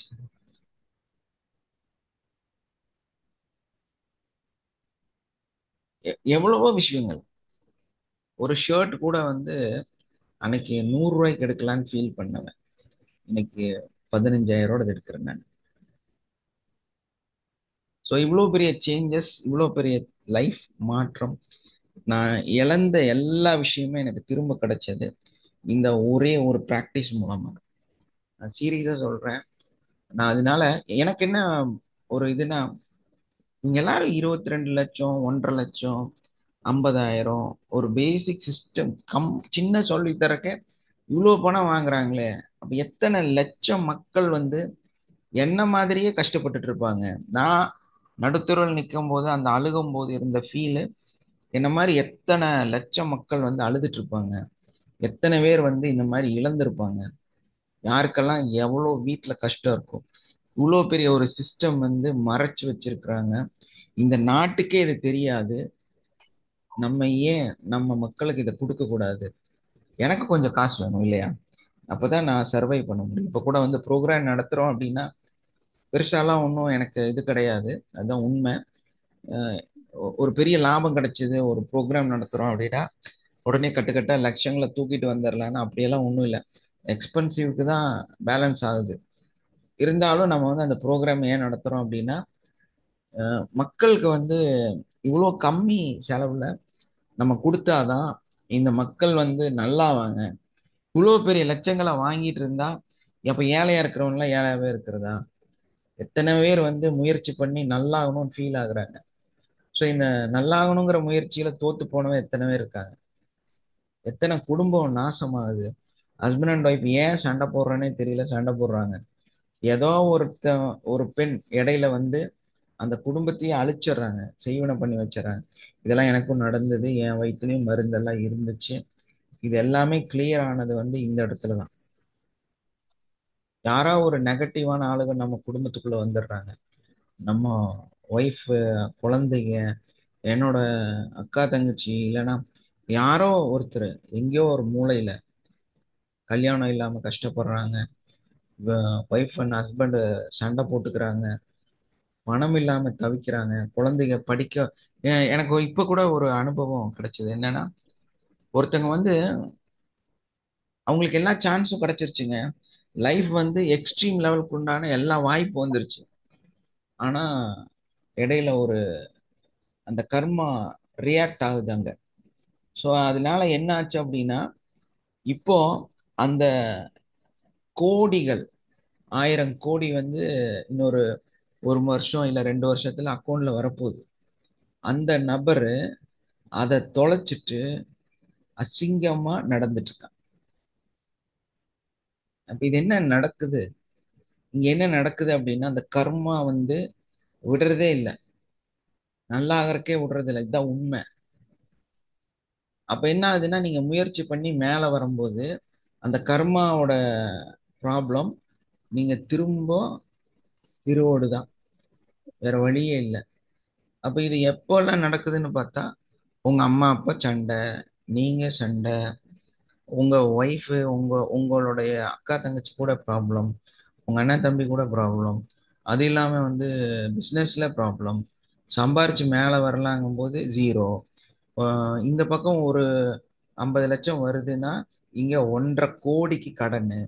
எப்பதான் நல்லாகிறது இல்லையா? அப்போ இது எனக்கு ரொம்ப ஃபீல் ஆச்சு. எனக்கு ரொம்ப, நான் சங்கடப்பட்டு உட்கார்ந்து அழுதேன். ஸோ இந்த சிஸ்டம் வந்து என்னோட அழுகையும் என்னோட சங்கடங்களும் என்னோட அந்த தோல்வியும் என்னோட அந்த இழப்புகளும் இன்னொருத்தருக்கு வரக்கூடாது, வந்தாலும் அவங்கள காப்பாத்தி கொடுக்கணும். இவ்வளோ பெரிய சிஸ்டம் கண்டுபிடிச்சு இருந்து இந்த நாட்டுல எல்லாரும் திருட்டுத்தனம் தான் பண்றாங்க. அவங்களும் வந்து 1,50,000 2,00,000 தான் வாங்குறாங்க. ஸோ நம்ம ஏன் அப்படி வாங்கணும்? வாங்கக்கூடாது. இந்த மக்களுக்கு போய் சேர்த்தணும். இந்த மக்களுக்கு இதை வந்து சொல்லி கொடுக்கணும் அப்படின்னு நினைச்சு ஸ்டார்ட் பண்ணதான் வெறும் 3,000 ரூபா ஃபீஸ்ல வந்து நான் ஸ்டார்ட் பண்ணேன். கஷ்டப்பட்டு ஒருத்தர் நடந்து போய் அவர்கிட்ட கூப்பிட்டு உட்கார வச்சு 2 பேத்துக்கு ஃபர்ஸ்ட் ஒருத்தர் கிளாஸ் எடுத்தேன். ஃபீஸே தரல. 2 பேத்துக்கு கிளாஸ் எடுத்தேன். ஒருத்தர் 3,000 ரூபா கொடுத்தாரு. இன்னொருத்தர் அந்த 3,000 தரல, ஏமாத்திட்டாரு. சரி, ஓகே, சந்தோஷம். ஆனா அந்த நபரும் டோட்டலா லாஸ் ஆகி சொந்த கடையெல்லாம் விட்டு ரொம்ப இதாகிட்டாரு. நான் சபிச்சேன்னு சொல்லல, பட் வந்து இதை புரிஞ்சுக்கல அவர். ஆனா அதே டைம்ல அதே 3,000 கொடுத்து இன்னொருத்தர் வந்து கத்துக்கிட்டாருல, அவர் சாதிச்சாரு. அவர் லைஃப் மாறுச்சு. இன்னைக்கு அவர் நல்லா இருக்கிறாரு. நீங்க வீடியோ பாக்குறீங்கல்ல, ரவிச்சந்திரன் சொல்லி ஒருத்தர், உங்களுக்கெல்லாம் ரொம்ப மூத்த ஒருத்தர். ரொம்ப எனக்கு வந்து நான் ரொம்ப ஏன் மதிக்கிறேன் அவரை, வந்து ஏன் இந்த அளவுக்கு இது பண்றேன்னா, அவரு அதை ஒழுக்கமா ப்ராக்டிஸ் பண்ணி சக்சஸ் பண்ணாரு. 35 வருஷத்தை வெரிகோஸ் வெயினை கம்ப்ளீட்டா கியூர் பண்ணாரு அவருக்கு செல்ஃபா. அவரும் நானும் சேர்ந்துதான் அதுக்கப்புறமா நிறைய உட்காந்து பேசுவோம். இது ஆன்லைன் கொண்டு போறதுக்கு எனக்கு நிறைய சப்போர்ட் பண்ணி கொடுத்தாரு. கொஞ்சம் பணம் எல்லாம் எக்ஸ்ட்ரா கொடுத்தாரு. ஸோ அப்படியெல்லாம் கொடுத்து என்னை கொஞ்சம் தூக்கி விட்டாரு. ஸோ அதுக்கப்புறம் தான் இந்த இன்கம் வர ஆரம்பிச்சது நல்லபடியா. அந்த இன்னொரு பிஸ்னஸ் கூட வந்து எக்ஸ்ட்ரீம் லெவல்ல போயிடுச்சு. திடீர்னு டிமாண்ட் ஓவர் ஆயிடுச்சு. என்னால சப்ளை பண்ண முடியல, கொடுக்க முடியல, ஸ்டாக் கொடுக்க முடியல. ஒரு கேஸ்க்கு போய் அவனை தொங்கினது போய் 20 கேஸ் கொடுத்துட்டு அட்வான்ஸ் பணம் போட்டுருவாங்க. அப்படி ஒரு லைஃபா மாறிச்சு. ஸோ அப்போ எனக்கு இருந்த எல்லா ஃபினான்ஸ் ப்ராப்ளம் எல்லாம் சரியாயிடுச்சு. எல்லாமே வந்து ஓகே, எனக்கு போதுமான அளவுக்கு வருமானம் வந்துருச்சு. ஸோ எல்லா ப்ராப்ளம் சால்வ் பண்ணி பிரச்சனையெல்லாம் சரி பண்ணி அந்த பிஸ்னஸ் எல்லாம் இன்னைக்கு விட்டுட்டோம். இன்னைக்கு ஃபுல்லாக கிளாஸ் தான் நம்ம எடுத்துட்டு இருக்கிறோம். இதுதான் இப்போ இருக்கக்கூடிய ஒரு தொழிலாக மாறிடுச்சு. ஏன்னா எனக்கு அவ்வளோ டைம் பத்துறது இல்லை, அதில் போய் என்னால் டைம் ஸ்பெண்ட் பண்ண முடியாத அளவுக்கு. அதனால அப்படியே விட்டுட்டேன். இன்னைக்கு கால்ஸ் வரும், எங்களுக்கு 50 பாக்ஸ் வேணும், 100 பாக்ஸ் வேணும், கொடுங்கன்னு சொல்லிட்டு. பண்றது இல்லைங்கன்னு சொல்லி விட்டோம். பல ஏஜென்ட் தமிழகம் முழுவதும் நம்மளை கூப்பிடுற அளவுக்கு நம்ம வளர்ந்தோம். புரியுதுங்களா? அது வந்து எல்லாமே ஒரு 3 இருந்து 6 மாசத்துக்குள்ளார இவ்வளோ விஷயம் நடந்துருச்சு. 3 மாசம் கூட சொல்லக்கூடாது, அதுக்கு உள்ளதான். ஏன்னா நீங்க அலட்சியமா பாக்குறீங்க. நான் பார்த்தது பெரிய லெவல்ல என்னோட எல்லாமே தொலைச்சிட்டு நான் தைரியமா ப்ராக்டிஸ் பண்ணனால இன்னைக்கும் எவ்வளவோ லட்சம் செலவு பண்ணி நான் வந்து போக போறேன் அடுத்த ஸ்டேஜ்க்கு. ஸோ இது வந்து நான் ஏன் இவ்வளோ செலவு பண்ணி எல்லாம் பண்ணி இத்தனை லட்சம் ரூபா நான் செலவு பண்றேன்னா, இதுக்குள்ள சம்திங் இருக்குது. லைஃப் மாறுது. அப்போ உங்க லைஃப் மாறணும்னு நீங்க அலட்சியமா உட்காந்து பார்த்துட்டு இருந்தா நடக்காது. புரியுதுங்களா? அதுக்கு தான் கெட் டுகெதர் வைக்கிறோம். புரியறதுக்காக பேசுங்கன்னு சொல்றோம். உங்களுக்குள்ள இருக்க விஷயத்த இங்க பேசுங்கன்னு சொல்றோம். வாங்கன்னு சொல்றோம். கம்யூனிகேட் ஆகுங்க. இதுல வந்து இது வந்து தனியா பண்ண முடியாதுங்க. அதை ஃபர்ஸ்ட் புரிஞ்சுக்கணும். நீங்க தனியா ஜெயிக்க முடியாது. நீங்க பெரிய ஆளா இருக்கலாம், உங்களுக்கு நிறைய அறிவு இருக்கலாம், உங்களுக்கு நிறைய டிகிரி பண்ணிருக்கலாம், நீங்க வந்து ஒரு பெரிய மனுஷன் தான், இல்லை நான் சொல்ல. நீங்க வந்து என்னை விட ஒரு 10 டிகிரி வச்சிருக்கலாம். பட் அதெல்லாம் வந்து ரியலா ஜெயிக்காது. ரியலா ஜெயிக்கணும்னா 1 to 1 நான் சொல்றதை கேட்டுதான் ஆகணும். தனியா ஜெயிக்க முடியாது இதுல. ஏன்னா அதுல நிறைய டெப்தா இருக்குது. ஒரு குரு கண்டிப்பா வேணும். இல்லாம உங்களால ஒரு கட்டத்தையும் கடக்கவே முடியாது. அப்ப என்ன அவாய்ட் பண்ணிட்டு நம்மளோட கிளாஸ்ல இருக்கிற ஏன் நான் தேவையில்லாம கோர்ஸ் கவுன்சிலரு அதுக்கு இவங்களுக்கெல்லாம் ட்ரெயின் பண்ணி இவங்கள வச்சு உங்களுக்கு சொல்லி கொடு. ஏன்னா நான் ஒரு நபர் கூட கால் அட்டன் பண்ணாம விட்டுறக்கூடாதுன்னு நினைக்கிறேன். ஏன்னா நான் என்னோட தாட் என்னன்னா, கஷ்டப்படுறவங்கள வெளியே கொண்டு வரணும். ஒரே ஒரு இது, பணங்கிறது வேற, கஷ்டப்படுற எல்லா மக்களையும் காப்பாற்றணும். இந்த ஒரு தாட் மட்டும்தான். மெடிடேஷனுங்கிற அந்த விஷயத்த மக்களுக்கு கொண்டு போய் சேர்க்கணும். இந்த ஒரு தாட்ல தான் நான் ஓடிட்டு இருக்கிறேன். ஸோ அதனால வந்து எனக்கு தேவை சப்போர்ட். என்னன்னா, நீங்க வந்து எனக்கு ஒன்றும் தர வேண்டாம், நீங்க நல்லா ப்ராக்டிஸ் பண்ணா போதும், நீங்க நல்லானா போதும், நீங்க எல்லாருமே அந்த உச்சத்தை தொட்டா போதும், எனக்கு அதுதான் சந்தோஷம். எனக்கு தர ஃபீஸே அதுதான். நீங்க எல்லாருமே வந்து கோடீஸ்வரனா மாறணுங்கிறது தான் என்னோட. ஏன்னா கஷ்டப்பட்ட எல்லாரும் ஏன் லைஃப் பூரா கஷ்டப்படணும்? இந்த பிரபஞ்சம் வந்து எல்லாத்தையும் இப்படித்தான் பார்க்குதான். இப்படியெல்லாம் வந்து பல எண்ணங்கள் ஆராய்ச்சி அதுக்கு பின்னால போய் படிச்சு படிச்சுதான் தெரிஞ்சுது. இந்த அன்கான்சியஸான ஒரு விஷயம் இருக்குது, நமக்கு மறைக்கப்பட்ட ஒரு இடம் இருக்குது. ஒரு கார் போகுது அப்படின்னா அந்த கார்ல வந்து நம்ம ஃப்ரண்ட்ல பார்த்தா ஒண்ணு தெரியும், ரோடு தெரியும். இது வந்து நம்மளோட நம்பிக்கை முன்னாடி வந்து ஓடுது அப்படிங்கிறது. அப்ப நம்மளோட ரைட்ல வந்து ஒரு கண்ணாடி இருக்கு, லெஃப்ட்ல ஒரு கண்ணாடி இருக்கு. இதுல பார்த்தா பின்னாடி சைட்ல இருக்கிறதெல்லாம் நமக்கு தெரியும். இது உண்மைதான், இது வந்து நமக்கு ரியாலிட்டியா தெரியுது. இதுதான் நம்ம நம்புறோம், ஏன்னா நம்ம கண்ணுக்கு தெரியுது. ஒரு பேக்ல போறதுக்கு இன்னொரு கண்ணாடி இருக்கு, அந்த கண்ணாடியை பார்த்தா பின்னாடி எந்த வண்டி வருது, என்ன ஆகுது, நம்மளோட டைரக்ட் பேக் சைட்ல யார் இருக்கிறாங்க, இதுவும் ரியாலிட்டியா நமக்கு தெரியுது. ஆனா நமக்கு தெரியாத ஒரு இடம் இருக்குது, தெரியுங்களா உங்களுக்கெல்லாம்? நிறைய ஆக்சிடென்ட் நடக்கிறதுக்கான ஒரு இடம் இருக்குது. அததான் இன்னைக்கு என்ன சொல்றாங்கன்னா ஒரு ஹிடன் பிளேஸ். என்ன சொல்றாங்க? டிரைவிங்ல, ஒரு கார்ல, ஒரு ட்ரக்ல, ஒரு பஸ்ல ஹிடன் பிளேஸ்ன்னு சொல்லி ஒரு இடத்த சொல்றாங்க, மறைக்கப்பட்ட இடம். இந்த மறைக்கப்பட்ட இடத்துல தான் ஆக்சிடென்ட் நடக்கும். எப்படி அது நடக்கும்னா, இப்போ லெஃப்ட் நம்ம திருப்புறோம், ஹிடன் பிளேஸ்னு ஒரு இடம் இருக்குது. அது இப்போ ஒரு பஸ் இப்படி திருப்புறாங்க அப்படின்னா அந்த பஸ் டிரைவருக்கு அந்த பேஷண்ட் ஒரு கீழே ஒருத்தர் பைக்ல டூ வீலர்ல வராரு, இல்லைன்னா வந்து நடந்து வராருன்னா ஒரு ஹிடன் பிளேஸ்னு ஒரு இடம் இருக்கு. அந்த இடத்துல அவர் வந்துட்டாருன்னா நமக்கு அவர் கண்ணே தெரியாது, நம்மளால அவரை கண்டுபிடிக்கவே முடியாது, நம்ம திருப்பிடுவோம், அவங்க இறந்து போயிடுவாங்க. அதே மாதிரி கார் டிரைவ் பண்றோம்னா ஒரு கார் நம்மள பக்கத்துல வந்து கிராஸ் ஆகும், ஆனா நமக்கு எப்ப தெரியும் அப்படின்னா அந்த கண்ணாடியில ஃபோக்கஸ் ஆகும்போது தான் நமக்கு தெரியும் லெஃப்ட் சைட்ல ஒரு கிராஸ் நமக்குள்ள ஏறி வந்திருக்குன்னு. இதுதான் அந்த ஹிடன் பிளேஸ்ன்னு சொல்றாங்க. அந்த பிளேஸ்ல நமக்கு விசுவல தெரியவே தெரியாது, அந்த பக்கத்துல இருக்கிற கார் எங்க இருக்குன்னே நமக்கு தெரியாது.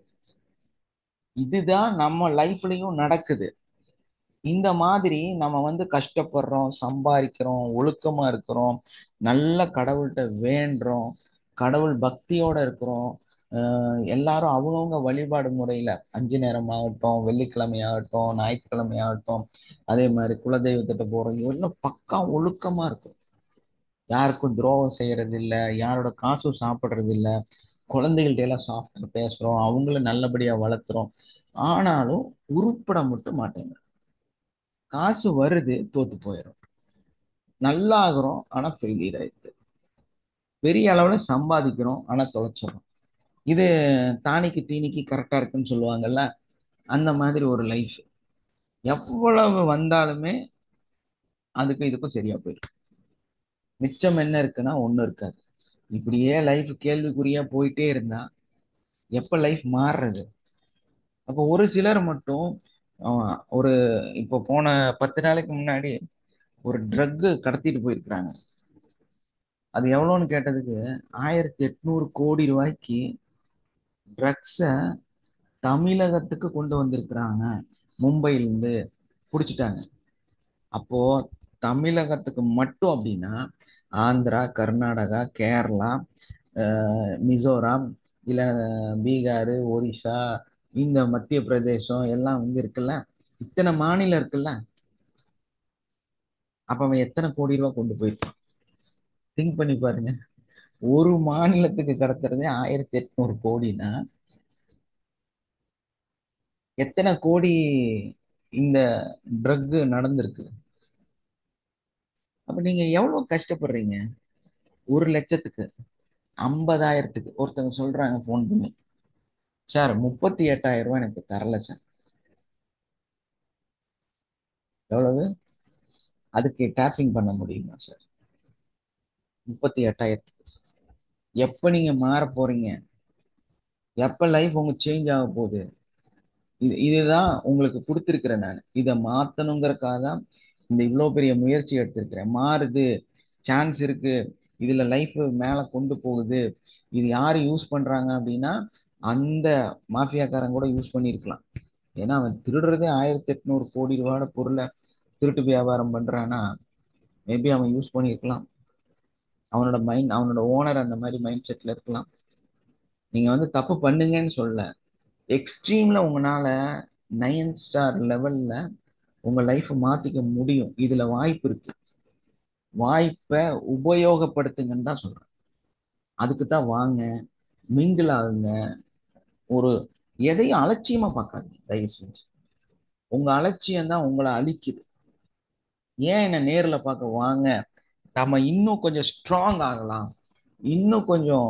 இன்னும் எல்லாரும் சேர்ந்து ஒர்க் பண்ணலாம்னு ஏன் சொல்றேன் அப்படின்னா, எனக்கு பாருங்க, எனக்கு வந்து ஆள் சேர்த்தி தரக்கா நான் சொல்றேன், நீங்க டெவலப் ஆகிறக்கா சொல்றேன், நீங்க நல்லா இருக்கா சொல்றேன், நீங்க தெளிவா இருக்கா சொல்றேன். நீங்க நேர்ல சந்திச்சு இன்னும் என்னோட மிங்கிள் ஆகி நீங்க எல்லாரும் டெய்லியும் இதை வந்து கரெக்டா ப்ராக்டிஸ் பண்ணி ஃபியூச்சரை நோக்கி நகரணும். பெரிய இந்த கஷ்டத்துல இருந்தெல்லாம் வெளியே வரணும். உங்க குழந்தைகளாகட்டும் நீங்களாகட்டும் லக்ஸரியஸ் லைஃப்பை வாழணும் அப்படிங்கறக்காக தான் இந்த விஷயத்த வந்து திரும்ப திரும்ப நான் இவ்வளோ வேகமா அதிகமா வலியுறுத்துறது. நீங்க உங்களுக்கும் என்ன கடமை, உங்களோட சிந்தனை என்னவா இருக்கணும், இன்னொரு 10 பேருக்கு இதை கொண்டு போய் சேர்த்தணும். இதை கொண்டு போய் நம்ம சொல்லணும். அது வரும்போது தான் நம்மளும் வளருவோம், நம்மளும் சேஞ்சஸ்குள்ளார வருவோம். எனக்கு உமா அவங்களாகட்டும், நம்மளோட குமார் சார் ஆகட்டும், அவங்க எல்லாம் வந்து எவ்வளவு தூரம் நன்றி சொன்னாலும் பத்தாது. ஏன்னா அவங்க அவ்வளோ முயற்சி பண்ணி அத்தனை நபர்களை இதுல சேர்த்தி விட்டுருக்காங்க. இன்னைக்கு ஒருத்தரும் அவங்கள பிளஸ் பண்ணிட்டு இருக்காங்க இல்லையா? கண்டிப்பா அது வந்து இங்க நடந்துட்டே தான் இருக்கு. ஸோ அதெல்லாம் வந்து நான் இன்னைக்கு உட்கார்ந்து இருந்தா இன்னைக்கு இங்க இவ்வளவு பெரிய ஒரு விஷயம் நடந்திருக்காது. அன்னைக்கு நான் கிளாஸ் ஸ்டார்ட் பண்ணும்போது மனசுல ஒன்னே ஒண்ணு நினைச்சிட்டு தான் ஸ்டார்ட் பண்ணேன். 100 நாள்ல 100 கோடி ரூபாய் சம்பாதிக்கணும், 1 கோடி ரூபாவது சம்பாதிக்கணும். எவ்வளவு நாள்ல? 100 நாள்ல 1 கோடி ரூபாய் சம்பாதிக்கணும் அப்படின்னு நினைச்சிட்டு தான் இந்த கிளாஸை வந்து ஸ்டார்ட் பண்ணேன். ஏன்னா அவ்வளோ கஷ்டம், பிரச்சனை இல்லையா? அதே மாதிரி அந்த ஒரு 3000 ரூபாய் ஃபீஸ்ல தான் ஸ்டார்ட் பண்ணேன். இன்னைக்கு எவ்வளவோ முன்னேறிக்கிறோம், எவ்வளவோ விஷயங்கள் வாங்கியிருக்கிறோம், எவ்வளவோ பொருட்கள் வந்து வாங்கி சேர்த்திருக்கிறோம் இந்த கிளாஸ் நடத்துறதுக்காக, எவ்வளவோ பண்ணிட்டு இருக்கிறோம்னு வைங்க. இதெல்லாம் நடந்தது வந்து ஒரு பெரிய மிராக்கிள் தான் சொல்லணும். ஏன்னா அன்னைக்கு நான் தோத்து போய் ஃபெயிலியர் ஆகி ஒரு 2-3 வருஷம் பணத்தை தொலைச்சிட்டே இருக்கிறேன். ஒன்னுல இன்வெஸ்ட் பண்ணுவேன், போயிடும், திரும்ப அடுத்தது பண்ணுவேன், அடுத்ததுல லாஸ் ஆயிரும், எல்லாம் loss loss loss loss loss. ஆனா எவ்வளவு பெரிய கொழுப்பு பாத்தீங்களா? ஏன்னா அசிங்கமா எல்லாரும் திட்டினாங்க. ஏய் நீ ஒரு நல்ல டாக்டர், எப்படி எங்க வீட்டுல எங்க ஃபேமிலியில இருப்பாங்கல்ல, ரத்தம் என்னன்னாலும் துடிக்கும் இல்லையா? ஆனா யார் என்ன கேட்டாலும் ஆன் ஸ்பாட் சப்போர்ட் பண்ற ஒரு ஆளு, எதுக்கா இருந்தாலும். ஜீரோல நிக்கிறேன். அப்ப கேட்பாங்களா மாட்டாங்களா, உனக்கு அறிவு இருக்குதா? டெய்லி 50,000 ரூபாய் நீ எடுத்து வச்சுட்டு இருந்த ஒரு கடை தூக்கி கொடுத்துட்டேன். ரொம்ப பீக்ல பயங்கரமான சிட்டிக்குள்ளார உன்னோட வீடு, 24 ஹவர்ஸும் ரன்னிங்ல இருக்கக்கூடிய ஒரு இடம். ஸோ அந்த ஊரை விட்டுட்டு நீ வெளியே போயிட்ட. அறிவு இருக்குதான்னு கேட்கறாங்க.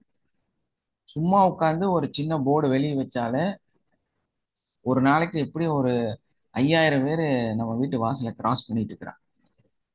ஒரு 3 பேர் உள்ள வர மாட்டாங்களா? வந்தா போதும், கிளினிக் ரன்னிங் ஆயிரும். கிளினிக்கே தேவையில்லை, வீட்டிலேயே ஒரு ஓரமா வச்சு சம்பாதிச்சிடலாம். ஸோ இவ்வளோ வாய்ப்புகளோட அற்புதமா இருந்த நம்மளோட கார் பார்க்கிங்ல வச்சு பேஷண்ட் பார்த்தா போதும். எங்க நம்ம கார் நின்றுட்டு இருந்த இடத்துல ஒரு 2 பேர்த்த உட்கார வச்சு பேஷண்ட் பார்த்தா போதும். இவ்வளவு பெரிய சிட்டிக்குள்ளார இவ்வளவு பெரிய இடத்துல இவ்வளவு பார்க்கிங்கோட சான்ஸ் இல்லை. இந்த ஏரியால எங்கேயுமே நம்ம வீடு மாதிரி கார் பார்க்கிங்கோட வீடு இல்லை. ஏன்னா அப்படி கட்டி வச்சிருக்கேன். அங்க வச்சுட்டு ஒரு 4 பேர்த்துக்கு பார்த்தா கூட சம்பாரிச்சிடலாம். அறிவு இருக்குதா? இதை விட்டுட்டு நீ எங்கேயோ போய் காட்டுக்குள்ள போய் உட்கார்ந்துட்டு இருக்கிறேன்னு கேட்கறாங்க. அங்க போய் லட்சக்கணக்கில் இன்வெஸ்ட் பண்ணி நான் பிசினஸ் பண்ண முயற்சி பண்றேன். இதெல்லாம் பண்ணி தான் தொலைச்சேன் எல்லாம் ஃபுல் அமௌண்ட்டையும். ஸோ இந்த மாதிரி எல்லாம் என்ன அசிங்கமா பேசின அத்தனை நபர்கள், என்ன திட்டிட்டு இருந்தவங்க எல்லாம் வந்து இன்னைக்கு திரும்ப என்ன திரும்பி பார்த்துட்டு இருக்கிறாங்க, பிரமிச்சு போறாங்க. ஸோ இதெல்லாம் வந்ததுன்னா இந்த ஒரு முயற்சி டெய்லியும். ஒய்ஃப் கூட சொல்லுவாங்க, ஒரு நாள் டேப்பிங் கொஞ்சம் நான் பண்ணாம உட்காந்துட்டு, ஏன் டேப் பண்ணல, என்ன ஆச்சு உங்களுக்கு? டேப்பிங் ஸ்டார்ட் பண்ணு, டேப்பிங் பண்ணுங்க அப்படிம்பாங்க. ஸோ அந்த மாதிரி எங்க வீட்டுக்குள்ளாரையே வந்து இது ஒரு முக்கியமான விஷயம். இன்னைக்கு ஏன் நீங்க பிசிக்கலா டேப் பண்ணாம இருக்கிறீங்க, ஏன் டைம் ஸ்பெண்ட் பண்ணாம இருக்கிறீங்க, ஏன் நீங்க வந்து இங்க உட்காரல, ஏன் இன்னைக்கு செய்யலைன்னு அவங்க கேட்குற அளவுக்கு இருக்கும். ஸோ இந்த சக்சஸ் உங்களுக்கு வரணுமா வேண்டாமா? அப்போ அமைதியா தான் இருப்பீங்களா? எஸ் சார், வேணும் சார், வரணும் கண்டிப்பா சார், வேணும். வரணும் சார், கண்டிப்பா இந்த இந்த இடத்துக்கு நீங்க வரணுமா வேண்டாமா? வரணும் சார். வரணும் சார். எஸ் கண்டிப்பா சார். பண்ணணும். அதான் சார் உங்களை நேர்ல வரணும் சார், சந்திச்சு வரணும் சார். கண்டிப்பா. அப்ப நீங்க என்ன பண்ணணும்? யார் கூட பயணிக்கணும்? நான் சொல்றது கேட்கணுமா வேண்டாமா? கேட்கணும். உங்களோட பயணிக்கணும் சார். நான் தான் உங்களுக்கு எல்லாமே சப்போர்ட் கொடுக்குறேன்ல. 365 நாள் கால் பண்ணுங்க, கேளுங்க, நம்மளோட அட்வான்ஸ் கோர்ஸ் கம்ப்ளீட் பண்ணுங்க, அதுல இருக்கிற கரெக்ஷன் பண்ணுங்க, அதுல நீங்க என்ன சேஞ்சஸ் வரணுமோ அதை செய்யுங்க. அதுக்கப்புறமா உங்களுக்கு சப்போர்ட்டுக்கு எல்லாம் பண்ணி தரோம். லைஃப் மாறுது, நிறைய விஷயம் வந்து சேஞ்சஸ் கொடுக்குது. ஸோ அதை வந்து ப்ராக்டிஸ் பண்ணுங்க, ப்ராக்டிஸ் பண்ணுங்கன்னு தான் சொல்றோம். ஜஸ்ட் ப்ராக்டிஸ் தானே சொல்றோம். அதை செஞ்சாலே போதுமானது. அப்ப அது கூட நம்ம என்ன பண்ணுவோம்னா இந்த இதையும் செய்யணுங்க. நீங்க இங்க ஓப்பன் ஆயித்தான் ஆகணும். இவங்கெல்லாம் 2-3 பேர் எப்போ டெய்லி பேசுறாங்க அப்படின்னா உங்களுக்குள்ள இருக்கக்கூடிய ஒரு பிளாக் அது. புரியுதா உங்களுக்கு? நானும் யார்கிட்டையும் வந்து பேச மாட்டேன். ஏங்க, ஒரு வீட்டுல இருந்து அப்படியே இறங்கி கார்ல ஏறி அங்க போய் இறங்கி பேஷண்ட் பார்த்துட்டு வரவேன். யார் கூட கம்யூனிகேட் பண்ணுவேன்னு நினைக்கிறீங்க? சார், நீங்க இப்போ ஒண்ணு சொன்னீங்க, அதாவது அசர்ட் எல்லாம் இருந்தது அப்படி ஜீரோல இருக்கு அப்படின்னு சொன்னீங்க சார். எஸ்மா. அந்த ஸ்டேட்ல தான் நான் எல்லா அசர்ட்ஸ் எல்லாமே இருக்குது. இப்போ இப்போ இருக்க ப்ரெசன்ட் சுச்சுவேஷன் வந்து அந்த லெவல்ல தான் சார் இப்போ நாங்க இருக்கிறோம். அந்த இதுல இருக்கும்போது நீங்க எப்படி பாசிட்டிவா இத செஞ்சீங்க? அந்த நம்ம ஏடிசி கிளாஸ் பண்ண ப்ராக்டிஸ வந்து நீங்க அப்ப எப்படி ப்ராக்டிஸ் பண்ணீங்க? அது நம்ம உள்ள இன்னர் மைண்ட்ல நமக்கு வந்து ஒரு ஃபியர் இருக்கும்ல சார். இப்ப எனக்கு வந்து அதுல ஒரு ஃபியர் இருந்துட்டே இருக்கு, இருக்க கூடாதுன்னு நினைக்கிறேன். பட் அந்த ஃபியர்னாலதான் அது ஒரு அப்டக்கிளா இருக்குது. அதான் நம்ம பண்ண கோல் வந்து ரீச் ஆகாம இருக்கிறதுக்கு அந்த ஒரு ஃபியர் இருக்கு. பணம் வரக்கூடிய தடைகள் இருக்குது அப்படின்னு சொல்லி இப்ப நான் அதை உணர்ந்தேன். இது ஏடிசி கிளாஸையே வந்து ஒரு பிராக்டிஸா நம்ம பண்ண, ஏன்னா நான் வந்து செய்யறது தப்பா, என்ன ஏதோ ஒரு தவறு இருக்குதான்னு சொல்லி நான் சரி பண்ணிக்கலாம்ல. அது ஒரு பிராக்டிஸ் கிளாஸா ஒண்ணு வைக்கணும் சார். அப்புறம் வந்து நிஷான், ஒரு விஷயம் நான் புரியணும் உங்களுக்கு. என்ன தெரியுமா, நான் எப்படி ஃபீஸ் கட்டிருக்கேன், எனக்கு கத்து கொடுத்தவருக்கு நான் என்ன மாதிரி என்ன நிலைமையில எதை தூக்கி கட்டி இருந்தேன் நானு. அதுதான் சார் நான் மிஸ்டேக் எங்கன்னா ஃபர்ஸ்ட் மிஸ்டேக் அதுதான். புரியுதுங்களா? ஏன்னா நமக்குள்ள ஒரு கில்ட்டி ஃபீல் இருந்தாலே நம்மனால அதை ஒழுக்கமா செய்ய முடியாது. Correct sir. அப்ப நம்ம எதை கரெக்ஷன் பண்ணணும் அப்படின்னா ஃபர்ஸ்ட் நம்மளோட கில்ட்டி ஃபீலை தூக்கி வீசணும். அதுக்கு நம்ம என்ன செய்யணுங்கிறத ஃபர்ஸ்ட் சிந்திக்கணும். சரி. அது நான் எந்த இடத்துல என்னத்தை தொலைச்சேன்னு நீங்க தெரிஞ்சுதா? என்னோட சன்னுங்கிறவன் அன்னைக்கு வந்து ஃபர்ஸ்ட் இயர் அந்த செகண்ட் டிகிரி ஃபர்ஸ்ட் இயர் வந்து ஜாயின் பண்ணிருக்கேன். ஸோ அப்போ என்ன வயசு இருக்கும்? 20 வயசு இல்லையா? ஆமா. அவன் வந்து என்கிட்ட கேக்குறாப்ல அசிங்கமா. அப்ப நான் எதை தூக்கி கொடுத்துருக்கிறேன்? ஒரு நாலேஜுக்காவது இத கொடுக்க கூடாதுங்கிறது ரொம்ப முக்கியம். ஏன்னா முதல் நாள் காசு சாப்பாட்டுக்கே வழி இல்லை, இதை கொடுத்தாதான் நாளைக்கு வீட்டுக்கே செலவு காசு. அதை கொடுத்துட்டேன். இதுதான் ஃபர்ஸ்ட் வெற்றியோட ஃபர்ஸ்ட் படிக்கட்டே அதுதான். இந்த எண்ணத்தை நம்ம தூக்கி வீசணும். நமக்கு பணம் இல்ல, நம்ம இத வந்து செய்யறதுக்கு பிரச்சனை இருக்கு, கொடுத்தா நம்மளை விட்டு போயிரும், நமக்கு வந்து கொடுக்கறதுக்கு என்ன வழி, இப்படி எல்லாம் சிந்திக்க கூடாது. சிந்திச்சோனாலே நீங்க இதோட சரியான பிலீவ்ல நீங்க உள்ளேயே வரலன்னு அர்த்தம். புரியுதுங்களா? இப்போ இந்த நம்ம வந்து அடுத்து வந்து ஒரு அட்வான்ஸ்க்கு உங்களை கூப்பிடுறோம் அப்படின்னா இதுக்கு போய் இந்த காசை கொடுக்கணுமா அப்படின்னு நம்ம நினைச்சால நம்ம மைனஸ்குள்ள போயிட்டோம். நம்ம லைஃப் சேஞ்ச் ஆகாது. அங்கதான் நம்ம ஃபர்ஸ்ட் தோக்குறதே அங்கதான். ஓகே நான் ஃபர்ஸ்ட் உங்களோட பேசிக் கிளாஸ்ல சொல்லியிருந்தேன், நல்ல ட்ரெஸ் எடுத்து போடுங்க. 1000 ரூபாய்க்கு 5 ஷர்ட் எடுக்குதுன்னு சொல்லி போடாதீங்க. ஒரு இல்ல ஷர்ட் 2500 ரூபாய்க்கு எடுத்து போடுங்கன்னு ஃபர்ஸ்ட் செஷன்ல சொல்லியிருக்கேன் இல்லையா? ஆமா சார். நான் அதாவது நான் ஏர்ன் பண்ணும்போது எப்பொழுதுமே வந்து காஸ்ட்லியஸ்டானதான் சார் வாங்குவேன். இப்போ ஹஸ்பண்டோட இதை நம்ம டிபெண்டா இருக்கிறோம். அப்படி இருக்கும்போது அவரோட இதை தானே நம்ம இது பண்ண வேண்டியதா இருக்கு. அப்படி இருந்தும் கூட அதுதான் பிரச்சனை. காஸ்ட்லியான அது மட்டும் காஸ்ட்லி இல்லம்மா, இந்த விஷயத்தையும் செய்யணும். ம் இங்கதான் உங்களோட பிளாக், உங்களோட தடை இங்கதான் இருக்குது. முதல் நம்ம அந்த எண்ணத்தை தூக்கி வீசணும். ஸோ அந்த பயத்தை தூக்கி வீசணும். நீங்க எதை விற்கணும், எதை அடமானம் வைக்கணும், எதை வந்து தூக்கி போடணும்னா, இதுக்கப்புறம் நீங்க 0. இதுக்கப்புறம் ஓகே நாளை காலையில இஎம்ஐ கட்ட முடியாது, நாளை காலையில சாப்பாடு சாப்பிட முடியாது.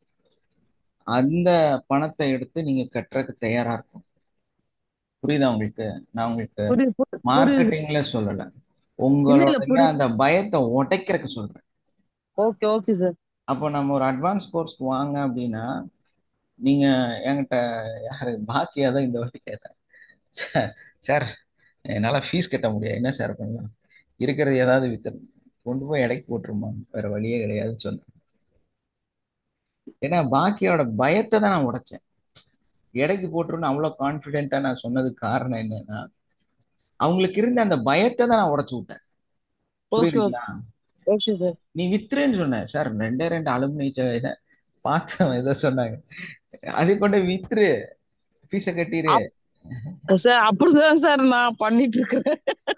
இல்ல, யாரையும் நான் இப்ப அப்படிதான் கேட்கல சொன்னேன். சார். என்கிட்ட இருக்கிறத நான் அப்படி பண்ணிட்டு நான் ஜாலியா ஸ்பெண்ட் பண்ணிட்டு இருக்கேன் சார். நான் அப்படிதான் என்னை சொன்னேன், பாக்குறவங்க வித்துருமா, கேக்குறாங்க. கவலைப்படாத, வித்துரு, ஆலோசனை பண்ணாத, அதெல்லாம் வந்து ஒரு விஷயமே கிடையாது, நீ வந்து ஃபீஸ கட்டு. இன்னைக்கு அவங்க சாதிச்சுட்டு இருக்கிறாங்க, அதான் விஷயமே. ஓகே இது என்னன்னா, நமக்கு இந்த அச்சம் பயம் இருந்துட்டே இருந்ததுன்னா, நான் தூக்கி வீசினதை நீங்களும் தூக்கி வீசித்தான் ஆகணும். Okay sir. அப்பதான் அந்த நமக்குள்ள இருக்கிற இந்த பினான்சியல் பயம் வந்து நம்மளை விட்டு வெளியே போகும். சரி சார் சரி. புரியுதுங்களா? அதை வச்சுட்டு நம்ம ஒரு சின்ன 2 கையை வச்சுக்கிட்டு இதுக்குள்ள போட்டு எல்லாத்தையும் வச்சிடலாம் நினைச்சிட்டே இருந்தா எதுவும் நடக்க போறது இல்லை இந்த உலகத்துல. எதுவும் சேஞ்ச் ஆக போறது இல்லை. எது சேஞ்ச் ஆகணும்னு நினைக்கிறோமோ அதுக்கு நம்ம கையை திறந்துதான் ஆகணும், வேற வழியே இல்லை. கையை திறந்து பெருசாக்க பெருசாக்க நீங்க எவ்வளவு ரிசீவ் பண்ணுங்கிற அளவு அதிகமாகிக்கிட்டே இருக்கும். ஆனா நான் வந்து கையை மூடி வச்சுக்கிட்டு சின்னதா வச்சுக்கிட்டு ஐயோ என் கைக்குள்ள இருக்கிறது போயிருமே, ஐயோ என் கைக்குள்ள போயிருமே நினைச்சிட்டே இருந்தா நீங்க சின்ன பொருளை தான் பிடிச்சிட்டு இருக்கிறீங்க. கையை திறக்கும் போதுதான் என்ன ஆகுது, பெருசான பொருளை உங்களுக்கு பிடிக்கக்கூடிய தகுதி வருது இல்லையா? 2 கையும் மூடிட்டு சின்னதா வச்சுட்டு எப்படி நம்ம பெரிய பொருளை பிடிக்க முடியும்? நீங்க பிராக்டிஸ் பண்ணி பாருங்க. 2 கைவையும் சேர்த்துக்குங்க, நல்லா மூடிக்குங்க, அமுத்தி பிடிச்சுக்குங்க. இப்போ ஒரு பெரிய பால் மேல இருந்து வருது, எப்படி பிடிப்பீங்க? யாராவது பிடிச்சு காட்டுங்க பார்ப்போம். ட்ரை பண்ணி பாருங்க, எல்லாருமே ட்ரை பண்ணி பாருங்க. உங்களால ஏதாவது செய்ய முடியுமா? முடியாது சார். முடியாது. இதே உங்க 2 கையும் நல்லா திறந்துருங்க, விளக்கி வச்சுக்கங்க, கைய பாதத்தை மேல வர மாதிரி வச்சுங்க. இப்போ ஒரு பால் உங்க மேல இருந்து கீழே வருது, உங்களால இப்ப பிடிக்க முடியுமா முடியாதா? அப்ப நம்ம என்ன பண்ணணும், எதை விடணும்? இருக்கிறத புடிச்சு வச்சுட்டே இருக்க கூடாது. எஸ், அந்த உங்க மனசுக்குள்ள இருக்கிற அந்த ஒரு இறுக்கமான அந்த பயத்தை நீங்க விட்டே ஆகணும், கைய திறந்தே ஆகணும். அப்பதான் உங்க வாழ்க்கை மாறும். என்ன அஃபர்மேஷன்? ஒரு இல்லைங்க, அஃபர்மேஷன் எல்லாம் விஷயமே இல்லை.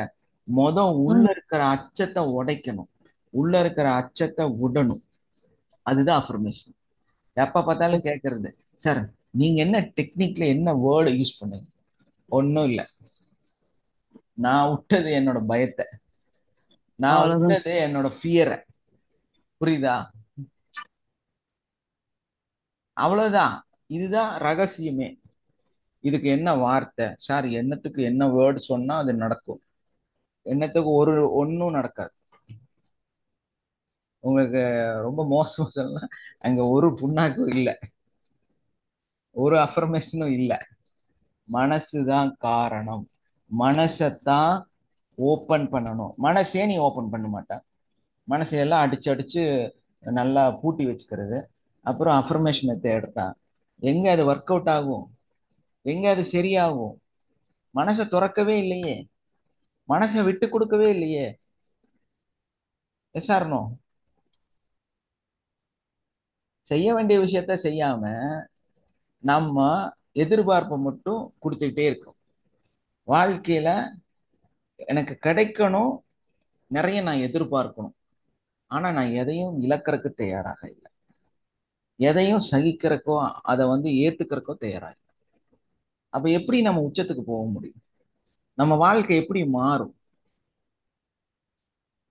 அப்ப எதையாவது நம்ம விட்டுத்தான் ஆகணும், வேற வழி இல்லை. அப்ப இந்த ஒரு கம்ஃபர்டான விஷயம் தானே நான் தூக்கி வீசினேன். டெய்லி 50,000ங்க, 1 ரூபா 2 ரூபா இல்ல. டவுன் ஹால்ங்கிறது எங்க ஊர்ல 1 கோடி ரூபா 1.5 கோடி ரூபா ஒரு ஸ்கொயர் ஃபீட். அங்க நான் எவ்வளவு பெரிய கடை வச்சிருக்கிறேன்னா 30 அடி நீளம், கிட்டத்தட்ட 20 அடி அகலம், பிரம்மாண்டமான ஷோரூம். தூக்கி கொடுத்துட்டேன், ஆலோசனை பண்ணல. அதே மாதிரி அவுட்டர்ல ஒரு ஷோரூம் தூக்கி கொடுத்துட்டேன். அக்கௌண்ட்ஸ் பார்க்குறக்கு ஆளு, ஸ்டாஃபு, ஃபோனு, ஏன்னா இது கேமரா, நான் எதுவுமே இது பண்ண வேண்டிய அவசியம் இல்லை. என்னோட ஒர்க் என்னன்னா பர்ச்சேஸ். அந்த கடைக்குண்டான பர்ச்சேஸ் மட்டும் நான் பண்ணி கொடுப்பேன். பாக்கி எல்லாமே ஆட்டோமேஷன் நடந்துட்டு இருந்துச்சு. கடை போயிட்டு இருக்கும், நான் ஊட்டியில இருப்பேன், நான் ஏற்காட்டில் இருப்பேன், ஜாலி பண்ணிட்டு இருப்பேன், ஊர் சுத்திட்டு இருப்பேன். ஆனா வருமானம் வந்துட்டு இருக்கும். எதுனாலும் மொபைல் எடுத்து பார்ப்பேன், அக்கௌண்ட்ல பணம் வர்றது, பேங்க் இதாகிறது, அங்கே ஸ்டாஃப் வர்றது, பர்ச்சேஸ் வர்றது, எல்லாமே எனக்கு மொபைல்ல ஓடிட்டு இருக்கும். ஒரு கவலையும் இல்லை. நல்லா அதான் என் குடும்பத்தில் இருக்கிறவங்கள கேட்டாங்க, நீ என்ன சைக்கோவா, பைத்தியமா, பைத்தியக்காரனா, நீ இப்பதான கொஞ்சம் மேல வந்திருக்கிற, இன்னும் நீ எந்த உச்சத்தையும் அடையல, ஆனா நீ என்ன சைக்கோவான்னு என்னோட ஒய்ஃப் சைட்லயும் சரி, ஏன்னா ரொம்ப அசிங்கமா. இன்னைக்கு கூட போன வாரம் கூட ஒரு மேரேஜ்க்கு போயிருந்தோம், ரொம்ப ஏளனமா பேசினாங்க, ஏளனமா பார்த்தாங்க. ஏன்னா இன்னும் தெரியாது அவங்களுக்கு நான் இப்ப என்ன பண்றேன்னு தெரியாது, ஆனா ஏதோ ஸ்ட்ரகிள்ல இருக்கேங்கிறது மட்டும் தெரியும். ஒரு சில விஷயம் நடக்கல இவங்களுக்குன்னு தெரியும், ஏன்னா நான் ஒரு இடத்துல இன்வெஸ்ட் பண்ணிருக்கேன்ல, அதுக்கு இன்னுமே ஒரு கிளியர் ஆயிடுச்சு, ஆனா பணமா இன்னும் வர ஆரம்பிக்கல. ஸோ அவர் ஒரு மாதிரி நம்மளை ஒரு கேலி கூத்தா இப்போ போன வாரம் ஞாயிற்றுக்கிழமை கூட அசிங்கப்படுத்தினார். ஏன்னா அவங்களுக்கு தெரியும் இல்லையா, அவங்க தங்கச்சி தானே கஷ்டப்படுறாங்க, அதனால என்ன அசிங்கமா கேலி கூத்து பண்ணாங்க, 2 பேர் பண்ணாங்க. ஸோ எனக்கு தெரியும், ஆனா அதை விட பெரிய காரில் நான் உட்காந்துட்டு இருக்கிறேன், அது வேற விஷயம். அதெல்லாம் இருந்தாலுமே அந்த கேலி கூத்துக்கு நான் இன்னைக்கு கூட கஷ்டப்படுறேன் நான். ஸோ இதெல்லாம் இருக்கும். இதெல்லாம் எப்ப நான் விட்டு கொடுக்கறதுக்கு தயாரா இல்லையோ என்னால மேல போக முடியாது. புரியுதா உங்களுக்கு? நான் என்ன சொல்றேன்னு புரியுதா? இதுதான் மந்திரம், இதுதான் ரியாலிட்டி. நீங்க இத சரிப்படுத்தாம உங்களால எங்கேயுமே ஜெயிக்கவே முடியாது. அந்த விட்டு கொடுக்கக்கூடிய, தூக்கி கொடுக்கக்கூடிய மனசு ஃபர்ஸ்ட். மனசை சரிப்படுத்தாம நீங்க என்ன அஃபர்மேஷன் கேட்டோம், என்ன செஞ்சுட்டோம், ஒரு யூஸும் கிடையாது. அப்ப யார் சரியாகணும், யாரை கரெக்ஷன் பண்ணணும், யாருக்கு மாற்றம் வரணும், யாரை நீங்க நம்பணும்?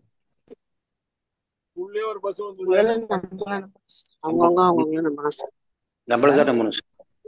நம்மளதான் மாத்தணும், நம்மளதான் நம்பணும். நம்மளதான் நம்பணும். நம்ம என்ன செய்யறோம் நமக்கு புரியணும். இந்த உலகத்தை பார்த்து பயப்படக்கூடாது. ரியாலிட்டின்னு ஒண்ணு இருக்குது, அதை பார்த்து உங்க வாழ்க்கையை தொலைக்க கூடாது. ஏன்னா அந்த ரியாலிட்டி ரொம்ப பொய், அது ஒரு ஏமாற்றமான ஒரு இடம், உங்களை கம்ஃபர்ட் ஜோன்ல உட்கார வைக்கிற இடம். அந்த ரியாலிட்டியை நம்பாதீங்க. உங்களோட தாட்ஸ் தான் ரியாலிட்டி. உங்களோட பிசிக்கல் ஆட்டிடியூட் வந்து நிச்சயமா ரியாலிட்டி கிடையாது. அது ஒரு ஏமாற்றமான விஷயம். உங்களை வந்து சந்தோஷமா வச்சுக்கிற விஷயம். அந்த சந்தோஷத்தை, உங்க வருமானத்தை, உங்களுடைய அந்த நிலையை தூக்கி கொடுக்கறதுக்கு தயாரா இருங்க, ரெடி ஆகுங்க. புரியுதா? ஒரு இன்வெஸ்டர் இருக்காருன்னா, ஒரு ப்ராஜெக்ட்ல பணம் போடுறாங்க அப்படின்னா எவ்வளவு கடன் வாங்குவாங்க, எவ்வளவு ப்ராஜெக்ட்ல பணம் போடுவாங்க. அப்ப எதை அவங்க தூக்கி கொடுத்தாங்க, எதை இழந்தாங்க? சும்மா ஒருத்தன் வந்து 500 கோடி சம்பாதிக்கிறான், 1000 கோடி சம்பாதிக்கிறான்னா 100 கோடி போடுறதுக்கு அவன் எண்ணத்தையெல்லாம் இழந்திருப்பான் இல்லையா? அது கிளிக் ஆகணும், அது சரியாகணும், அது வெற்றியா மாறணும். அப்ப என்ன ஆகும்? நிச்சயமா நீ 500 கோடி 1000 கோடி அது வந்து சம்பாதிப்ப. அப்ப அந்த இடத்துக்கு உன்னால டிராவல் பண்ண முடியும். நான் எதையுமே இழக்க மாட்டேன், எதையுமே கொடுக்க மாட்டேன், எதையுமே நான் செய்ய மாட்டேன், நான் கம்ஃபர்ட்லயே இருப்பேன், எனக்கு எல்லாமே வந்து விசுவலைசேஷனா என் ரியாலிட்டியா எனக்கு ஃபீல் ஆகணும், அதுக்கப்புறம் தான் நான் அதை செய்வேன் அப்படின்னு சொல்லிட்டு இருந்தா உங்க வாழ்க்கை மாறவே மாறாது. இப்படித்தான் இந்த உலகத்துல இப்ப எல்லாரும் ஓடிட்டு இருக்கிறாங்க. ஆட்டு மந்த மாதிரி மொத்தமா தப்பு தப்பு தப்பு தப்பான்னு ஓடிட்டு இருக்கிறான். நீங்களும் அதே மாதிரி ஓடிக்கலாம், சேஞ்சஸ் கிடைக்காது. நம்ம என்ன பண்ணணும்? அந்த ஆட்டுக்குட்டி அந்த கூட்டத்திலிருந்து பிரிஞ்சு வரணும். ஆட்டு மந்தையில போய் நம்ம ஓடக்கூடாது. புரியுதுங்களா? அந்த ஆட்டையை அடிச்சு திங்கிற மனிதர்களா மாறணும். அப்பதான் நீங்க வந்து அந்த இடத்துல இருந்து மேல வெற்றி வரும், சேஞ்சஸ் வரும், அந்த வெற்றியை கொடுக்கும். ஆனா அது எப்படி போகுதோ அப்படியே போயிட்டு இருக்க கூடாது. மாறதுக்கு நீங்க எல்லாம் தயாரா? வாழ்றதுக்கு தயாரா? சேஞ்சஸ் வேணும்னு நினைக்கிறீங்களா? நேர்ல வாங்க, இன்னும் கிளாஸஸ் அட்டன் பண்ணுங்க, இன்னும் நிறைய விஷயம் கத்துக்குங்க, நிறைய மாற்றத்தை உங்களுக்குள்ள கொண்டு வாங்க. நீங்க என்ன பயப்படுறீங்களோ அந்த பயத்தை தூக்கி வீசுங்க. பயத்தை தூக்கி வீசி எறிங்க. எஸ். எப்ப அந்த பயத்தை நம்ம உடைக்கிறோமோ அப்பதான் சரியாகும். ஸோ அதுக்குண்டான சப்போர்ட்டிவ் தான் இந்த டூல். இந்த விஷயம் கரெக்டா நீங்க இதை வளர்த்து கரெக்ட் பண்ணி சக்சஸ் பண்ணி வெளியே வாங்க. அமைதியா இருக்காதுங்க, நீங்க எல்லாரும் பேசுங்க. டாக்குமெண்ட்ரி எல்லாம் சார் அதுக்கு தான் சார் வந்திருக்கோம்.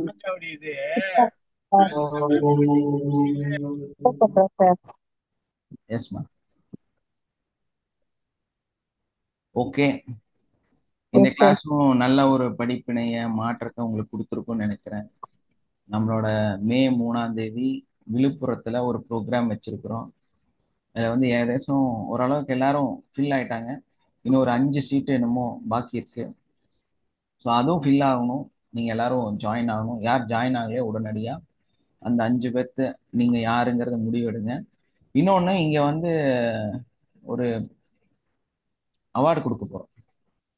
ஸோ இந்த அவார்டு வந்து எதுக்குன்னா, இங்க நல்லா ப்ராக்டிஸ் பண்றவங்க, டைம் ஸ்பெண்ட் பண்றவங்க, இங்க வந்து உட்காந்து கிளாஸ் அட்டன் பண்றவங்க, கரெக்டா ஃபாலோ பண்றவங்க, இந்த மாதிரி இப்போ சமீபத்துல என்னெல்லாம் இல்லை, நம்ம ஸ்டார்டிங்ல இருந்து கால்குலேட் பண்ணி எந்த அளவுக்கு அவங்க வந்து இருக்கிறாங்கங்கிறத இது பண்ணி, அதே மாதிரி அங்க பணம் கட்டி வர்றவங்களுக்கு தான், சும்மா இது பண்றவங்களுக்கு எல்லாம் கிடையாது, கிளாஸ் அட்டன் பண்றவங்களுக்கு. அந்த மே 3ஆம் தேதி அங்க வர்றவங்களுக்கு நம்ம அவங்களோட தகுதியையும் அவங்களோட வெற்றியையும் நம்ம எப்பவுமே செலிப்ரேட் பண்ணிட்டே இருக்கணும். வாழ்க்கையை செலிப்ரேட் பண்ணலைன்னா, உங்களோட தோல்வியை மொதல் செலிப்ரேட் பண்ண தெரியணும், அதுக்கப்புறம் வெற்றியை செலிப்ரேட் பண்ண தெரியணும். வெற்றிக்கு மட்டும் செலிப்ரேஷன் கிடையாது, தோல்விக்கும் செலிப்ரேட் பண்ற அளவுக்கு நீங்க உங்க மனசை மாத்தணும்.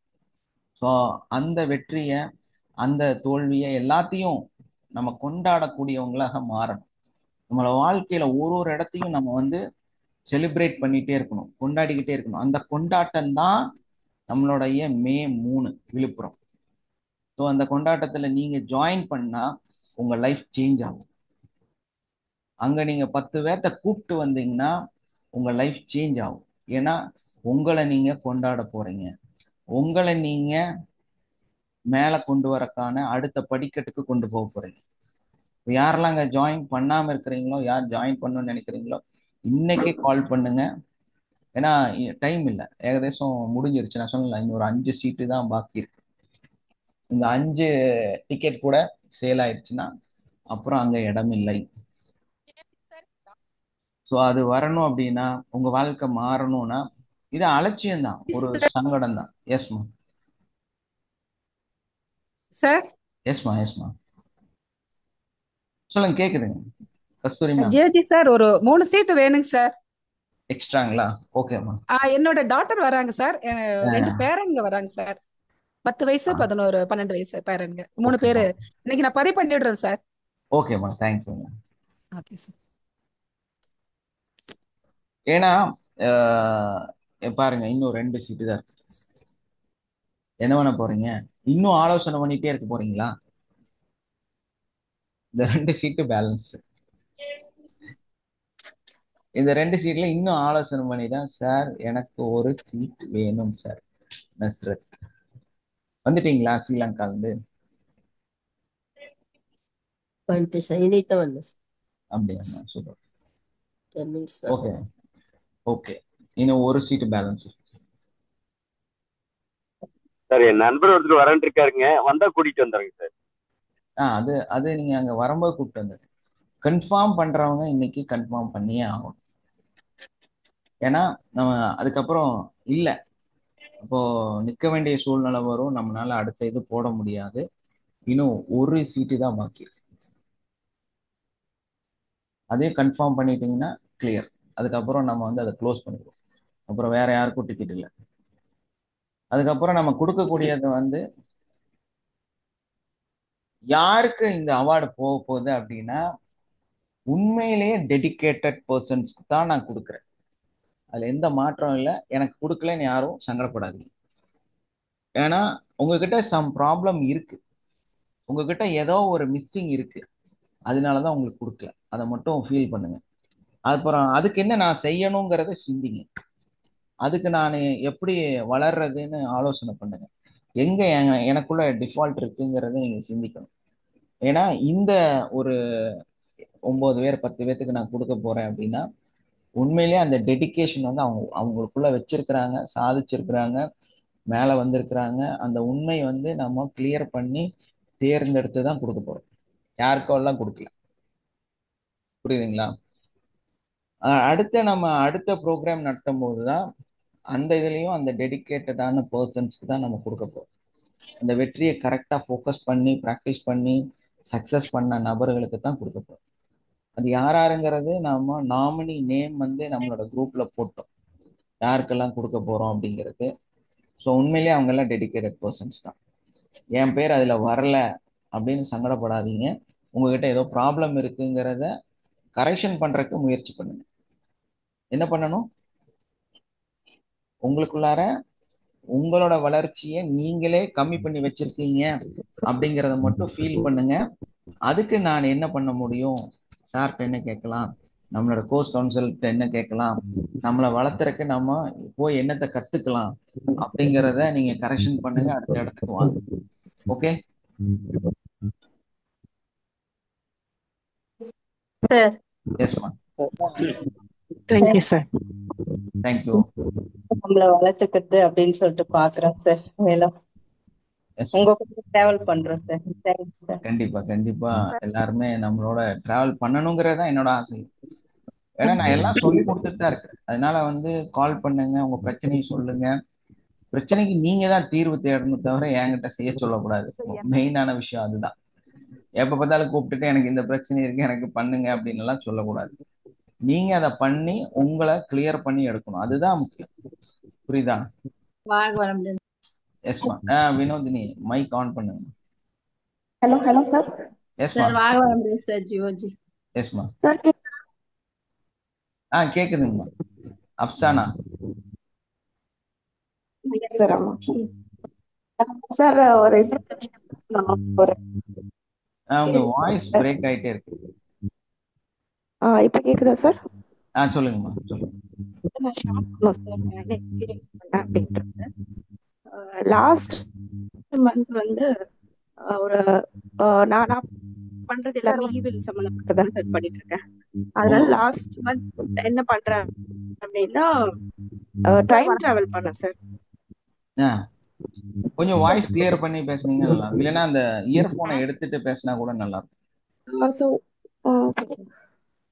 ஏன்னா சம்டைம்ஸ் இயர்போன் போட்டா நமக்கு இந்த கர கர கர சவுண்ட் வரும். கேக்குதா சார்? இப்போ கிளியரா இருக்குமா? ஓகே. ஸோ லாஸ்ட் இந்த 1 மந்த் நான் ப்ராக்டிஸ் பண்ணேன் சார். ஃபுல்லாக ப்ராக்டிஸ் பண்ணிட்டு இப்போ என்ன பண்ணேன்னா டைம் ட்ராவல் பண்ணேன். 120 இயர்ஸ்க்கு முன்னாடி ஒரு ஒரு என்னோட பிரச்சனை ஆக்சுவலி ஒரு ஈவலோட பிரச்சனை. ஸோ அப்படி பார்த்துட்டு இருக்கும்போது அந்த அதுக்குள்ள போகும்போது 120 இயர்ஸ்க்கு முன்னாடி ஒரு இடத்துக்கு போய் அந்த ஒரு கிராமம் எனக்கு தெரியுது. அந்த வீட்டுக்குள்ள போறேன். அந்த வீட்டுக்குள்ள அந்த ஈவில் இருக்கு. அது வந்து ஒரு பொண்ணு இருக்கு.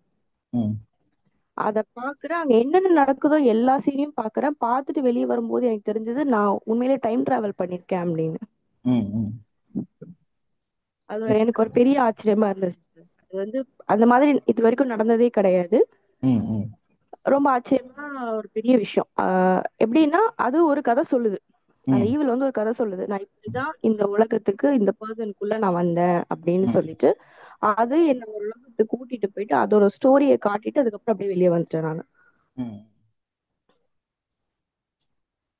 நான் சார் உங்களுக்கு கிராட்டிடியூட் சொல்லணும் சார். இது வந்து நாம எப்படி சொல்றோம்னா அந்த ஸ்கேனிங், இதைத்தான் வந்து ஸ்கேனிங்னு சொல்றோம்.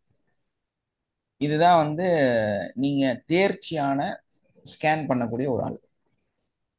இது என்னன்னா அந்த நான் வந்து ஃபர்ஸ்ட் எடுத்தேன்னே இதுக்கு வந்து நான் வாங்குற ஃபீஸ் வந்து 5000 ரூபா.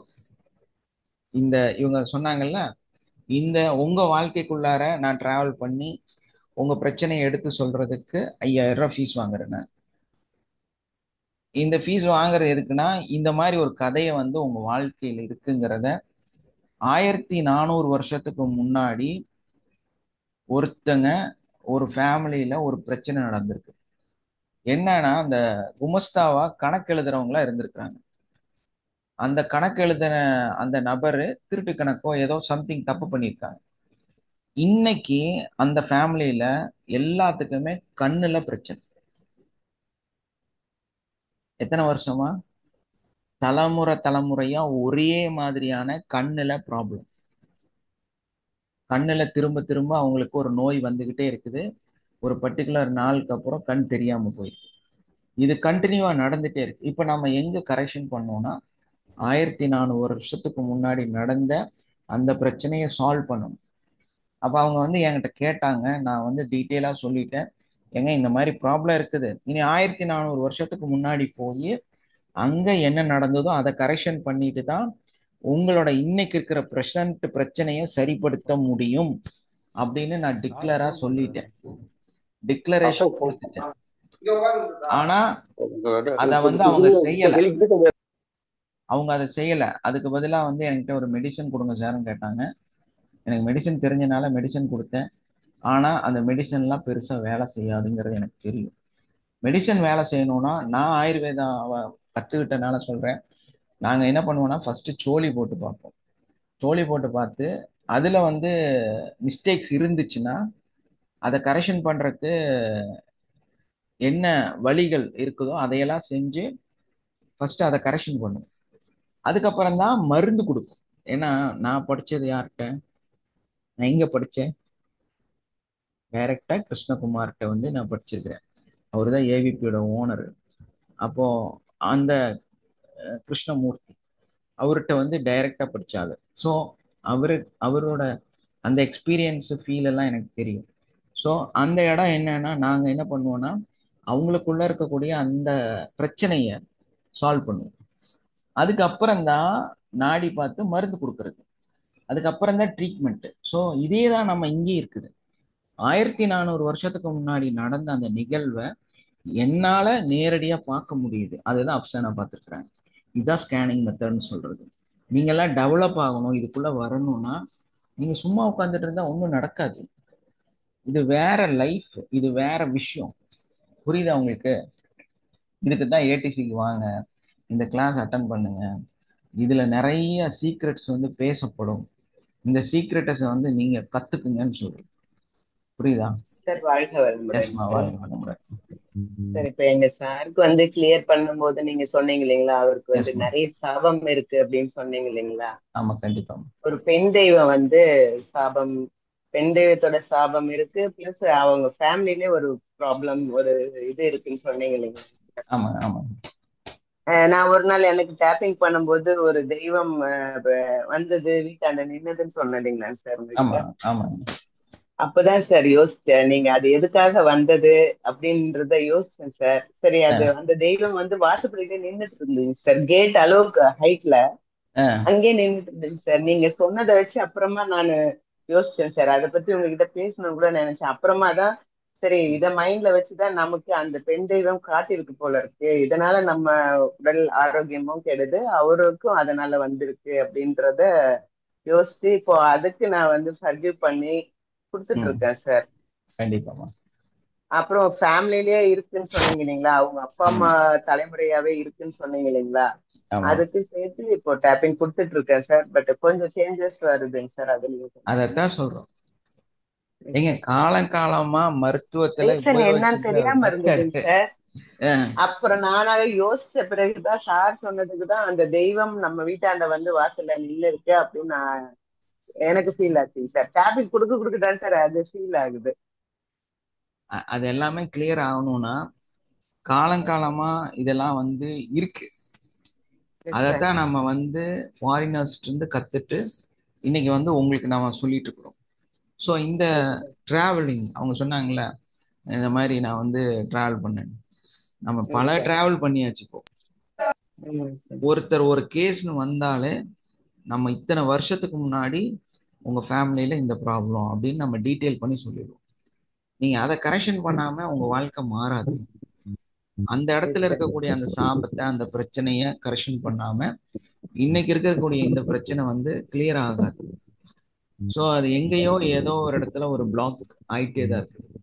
அதையெல்லாம் கிளியர் பண்ணணும்னா நீங்க அட்வான்ஸ் கத்துட்டு அதுக்குள்ள போய் அந்த வந்து ஸ்கேன் பண்ணி கண்டுபிடிச்சு அதுக்கப்புறமா பண்ணும். இந்த ஸ்கேனிங் தான் நான் 5000 வாங்குறேன், கிளியர் பண்றதுக்கு 40,000 ரூபா வாங்குறேன். யாருக்காவது அப்படி வேணும்னா கூப்பிடுங்க, கண்டிப்பா உங்களுக்கு வந்து நான் பண்ணி தரேன். புரியுதுங்களா? கண்டுபிடிச்சு சொல்றோம், அதுக்கப்புறமா அதை கிளியர் பண்றதுக்கான விஷயத்த செஞ்சு கொடுக்குறோம்.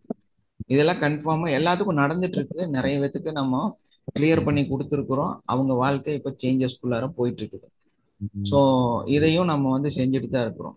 ஸோ இது ஏன் நீங்க இவ்வளோ ஃபீஸ் வாங்கணும், ஏன் சார் பண்றீங்க அப்படின்னா, இது ஆக்சுவலா வந்து 20 லட்சம் கொடுத்து கத்துக்க வேண்டிய ஒரு விஷயம். நாம அதை தான் வந்து இவ்வளோ கம்மி ஃபீஸ்ல கற்றுக் கொடுக்குறோம். ஸோ அந்த பிரச்சனை பார்த்தீங்கன்னா நீங்க அதுக்குள்ள டிராவல் பண்ணும்போது தான் தெரியும் எந்த அளவுக்கு வந்து அது ப்ராப்ளமா இருக்கு அப்படிங்கிறது. அதனாலதான் வந்து அந்த டிராவலிங் வந்து நீங்க இந்த விஷயத்த தெளிவா கத்துக்கணுங்கிறதுக்காக தான் உங்களுக்கு டெய்லி சப்போர்ட் கொடுக்குறோம். டெய்லி வந்து நீங்க ப்ராக்டிஸ் பண்ணுங்க, புரியாததை கேளுங்க, சொல்லி தருங்க. எஸ்மா. நம்ம அந்த கிளியர் பண்ணலைன்னா நம்மளோட லைஃப்பும் அப்படியே லோவா இருக்கு, நம்ம அடுத்த ஜெனரேஷனும் மேலும் மேலும் மேலும் பாதிச்சுட்டு அப்படியேதான். கண்டிப்பா. நான் தான் சொன்னேன்ல, கண் கூட பார்த்துட்டு தானே சொல்றேன். அது அப்படியே 1000 கோடி சொத்துங்க அந்த பொண்ணை கல்யாணம் பண்ணிருக்கிறேன். 1000 கோடி சொத்து. இந்த பைத்தியக்காரன் ஒரு பிச்சைக்காரி பின்னாடி இப்ப போயிருக்கிறான். ஒண்ணுமே இல்ல. அது கர்மா தான் சார். கர்மாங்க, இது கர்மா. இது விடாது உங்களை. நீங்க கிளியர் பண்ணணும்னா நீங்க அட்வான்ஸ் கத்துக்கணும், அட்வான்ஸ்ல ப்ராக்டிஸ் பண்ணணும். அதே மாதிரி அதையெல்லாம் கிளியர் பண்ணி தான் ஆகணும். கண் கூட நான் பார்த்துட்டே இருக்கிறேன். ஒரு மனுஷனும் பாருங்க, 1000 கோடி ரூபாய் சொத்து எழுதியாச்சு அவன் பேர்ல. அந்த முட்டா பையன் என்ன பண்ணிட்டு இருக்கிறான்னு பாருங்க. தாங்க கர்மா. இப்ப அந்த பொண்ணு விலகிருச்சுன்னா போச்சு, அனுபவிக்க முடியாது, வராது. ஏன்னா உனக்கு என்ன எழுதி இருக்கு பின்னாடி, நீ எதை கரெக்ஷன் பண்ணல. சங்கடமா இருக்கு. ஒரு மாயை மாதிரி நடக்குது, நமக்கு தெரியாம நடக்குது பின்னாடி. அப்போ நீங்க எதை கரெக்ஷன் பண்ணணும், பின்னாடி பின்னாடி பின்னாடி போய் எல்லாரும் சொல்றாங்க. அத இங்க இருக்கிற அந்த மெடிடேஷன் பண்ற ஆளுங்க, அதனாலதான் சொல்றேன், தயவு செஞ்சு சித்தரு எனக்கு தப்பா புரிஞ்சுக்காதீங்க ப்ளீஸ். ஏன்னா நான் ஏதோ மத அடிப்படையில பேசுறேன்னு எல்லாம் நினைச்சிடாதீங்க. It's a science. அதனாலதான் சொல்றேன், சாதாரண ஒரு மனுஷனை எல்லாம் நம்பி போய் உங்க காசெல்லாம் வேஸ்ட் பண்ணாதீங்க. எதையோ நம்பி உங்க நேரத்தை வேஸ்ட் பண்ணாதீங்க. நான் அப்படி பவரா இருக்கிறேன், நான் இப்படி பவரா இருக்கிறேன்னு, நான் அது செய்யறேன் இது செய்யறேன்னு எல்லாம் சொல்ற ஆளுக்கு பின்னாடி போகாதீங்க. உங்ககிட்டயே எல்லாமே இருக்குது. நீங்க உங்க லைஃப்பை நீங்களே மாத்திக்கலாம், நீங்களே உயர்ந்து மேல வரலாம். அதுக்கான சிஸ்டத்தை தான் நம்ம கத்துக் கொடுக்குறோம். அதனால யாரையும் நம்பாதீங்க, காசை தொலைக்காதீங்க, தேவையில்லாதெல்லாம் பண்ணாதீங்க. உலகத்திலேயே டாப் மோஸ்ட் மெத்தட் இது, புரியுதுங்களா? ஸோ அதனால வந்து நீங்க எதையும் ஃபீல் பண்ணாம இதுக்குள்ள போய் ப்ராக்டிஸ் பண்ணுங்க, உங்க லைஃப்பை மாத்திக்கங்க. ரொம்ப நேரம் பேசிட்டு இருக்கோம், கிட்டத்தட்ட 2 மணி நேரம் ஆயிடுச்சு. அக்கா தெரியுதா? சார் ஒரு விஷயம் சார். எஸ் சார், சொல்லுங்க சார். சார் ஒரு சந்தோஷமான ஒரு சந்தோஷமான ஒரு நம்ம மன நிம்மதியான ஒரு ஆரோக்கியமான ஒரு லைஃப் எனக்கு இப்ப கிடைச்சிருக்கு சார். அதுவும் அது எப்ப கிடைச்சதுன்னு சொன்னாக்க அந்த 4 வருஷமா தான் உங்களுடைய குரூப்ல இருந்த பிறகுதான். அதுக்கு முன்னாடி சென்னையில இருந்திருக்க நிறைய ஆக்சிடென்ட், நிறைய நிறைய கஷ்டங்கள் பட்டிருக்கேன், நிறைய அனுபவிச்சிருக்கிறேன், எவ்வளவு வேதனைகள் பட்டிருக்கிறேன். ஆனா இந்த 4 வருஷமா எனக்கு எந்த விதமான நோயும் எந்த விதமான டிசீஸ் வந்ததே கிடையாது. ஒரு சின்ன ப்ராப்ளம் கூட எனக்கு ஏற்பட்டது இல்லை. இந்த 4 வருஷமா உங்க கூட இந்த பிரபஞ்ச சக்திகளோ உங்க கூட அட்டாக் பண்ணதுல இருந்து என்னுடைய லைஃப் வந்து ரொம்ப ஆரோக்கியமா சந்தோஷமாவும் நிம்மதியாகவும் நான் ரொம்ப ஆச்சரியப்படுறேன் சார். 4 வருஷமா எந்த விதமான இதுவும் எனக்கு ஏற்பட்டது இல்லை. கண்டிப்பா சார், கண்டிப்பா. உண்மையில இது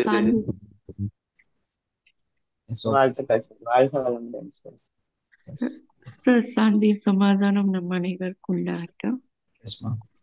இந்த ஸ்கேனிங் மெத்தட்ல வந்து சார் ஒவ்வொரு வழிகாட்டுலையும் நான் என் மகளோட ப்ராப்ளத்தை சால்வ் பண்ணி அது கனவு மூலத்தான் அந்த சால்வ் பண்ணி தந்தாங்க. இப்ப 10 years குழந்தை இல்லை, இப்பதான் கன்சீவ் ஆகுறதுக்கு வந்து இருக்குது சார். அந்த கர்மாவை ரிமூவ் பண்ணதுக்கு அதுக்கு அததான் கிளியர் பண்ணணும். அந்த கர்மாவை கிளியர் பண்ணாம அந்த ஸ்ட்ரகிள் நம்மளை விட்டு போகாதுமா. அந்த பேக்ல இருக்கக்கூடிய அந்த விஷயத்த நம்ம கிளியர் பண்ணாம நடக்காது. இது அதான் சொன்னேன், நம்ம லைஃப்ல ஒரு ஹிடன் பிளேஸ் இருக்கு, நமக்கு கண்ணுக்கு தெரியாத ஒரு கார்னர் இருக்கு நம்ம லைஃப்ல. அந்த கார்னரை நம்ம முறியடிச்சே ஆகணும். அதுதான் பிரச்சனை. இப்போ நீங்க ஒரு ஐஸ்கிரீம் சாப்பிட போறீங்க, நம்ம மனசு என்ன சொல்லும்? ஐயோ 180 ரூபா எதுக்குடாது, சரி 10 ரூபா ஐஸ்கிரீம் சாப்பிட்டுறலாம். ரெண்டுமே ஐஸ்கிரீம் தான், சில்லுன்னு தான் இருக்க போகுது, இனிப்பா தான் இருக்க போகுது. இதுல என்ன வித்தியாசம்னா, உங்க மனசு சொல்லிச்சல்ல எதுக்கு அது தேவையில்லை, 10 ரூபாய் சாப்பிட்டாலும் ஒண்ணுதானே. பட் அந்த 180 ரூபாய் சாப்பிடும் போதுதான் நமக்கு புரியும் அந்த 10 ரூபாய் எவ்வளவு மோசமான பொருளை நம்ம சாப்பிட்டோங்கிறது. அதோட வித்தியாசம் வந்து அப்பதான் புரியும். இதுதான் இதோட நம்ம லைஃபோட முக்கியத்துவம். நம்ம இப்போ வந்து எல்லாமே கம்ஃபர்ட்டா நமக்கு எல்லாம் போயிட்டு இருக்குன்னு நினைச்சிட்டு நம்ம நிறைய விஷயத்த தொலைச்சுக்கிட்டே இருப்போம். ஆனா இந்த 180ல ஒரு விஷயம் கண்டிப்பா இருக்குது, அந்த ஹிடன் பிளேஸ் வந்து நமக்கு கண்டிப்பா இருக்குது. அப்ப நம்ம கடைசியில நம்ம 100 வருஷம் 50 வருஷம் ஏங்க 1400 வருஷத்தோட சாப்டர் எடுத்து நான் பண்ணி கொடுத்துருக்கிறேன். பட் அவங்க என்னன்னா அடுத்த ப்ராசஸ் பண்ணல. அதுக்கு நான் இன்வெஸ்ட் பண்ண முடியுமா? அவங்க தான் இன்வெஸ்ட் பண்ணணும் இல்லையா? 1400 வருஷத்தோடதுக்கு அவங்க தான் பணம் கொடுத்து அதை நம்ம செய்ய சொன்னா அந்த 1400 கிளியர் பண்ண முடியும். அந்த 1400 வருஷத்துக்கு முன்னாடி போய் உட்கார்ந்து அந்த பிரச்சனைக்கு என்ன சால்வ் பண்ணணுமோ அதையெல்லாம் செஞ்சு கொடுத்தாதான் இன்னத்த பிரச்சனைய அவங்கள சரிப்படுத்தி எடுக்க முடியும். இந்த மாதிரி நம்ம வந்து சமீரா இங்க இருக்காங்கன்னு நினைக்கிறேன். உங்களுக்கு சொன்னது இல்ல, அது வந்து வேற சாப்டர். இவங்க சமீரான்னு ஒருத்தவங்க இருக்கிறாங்க, அவங்களுக்கு வந்து இருக்காங்க மலேசியா. இருக்கீங்களாமா?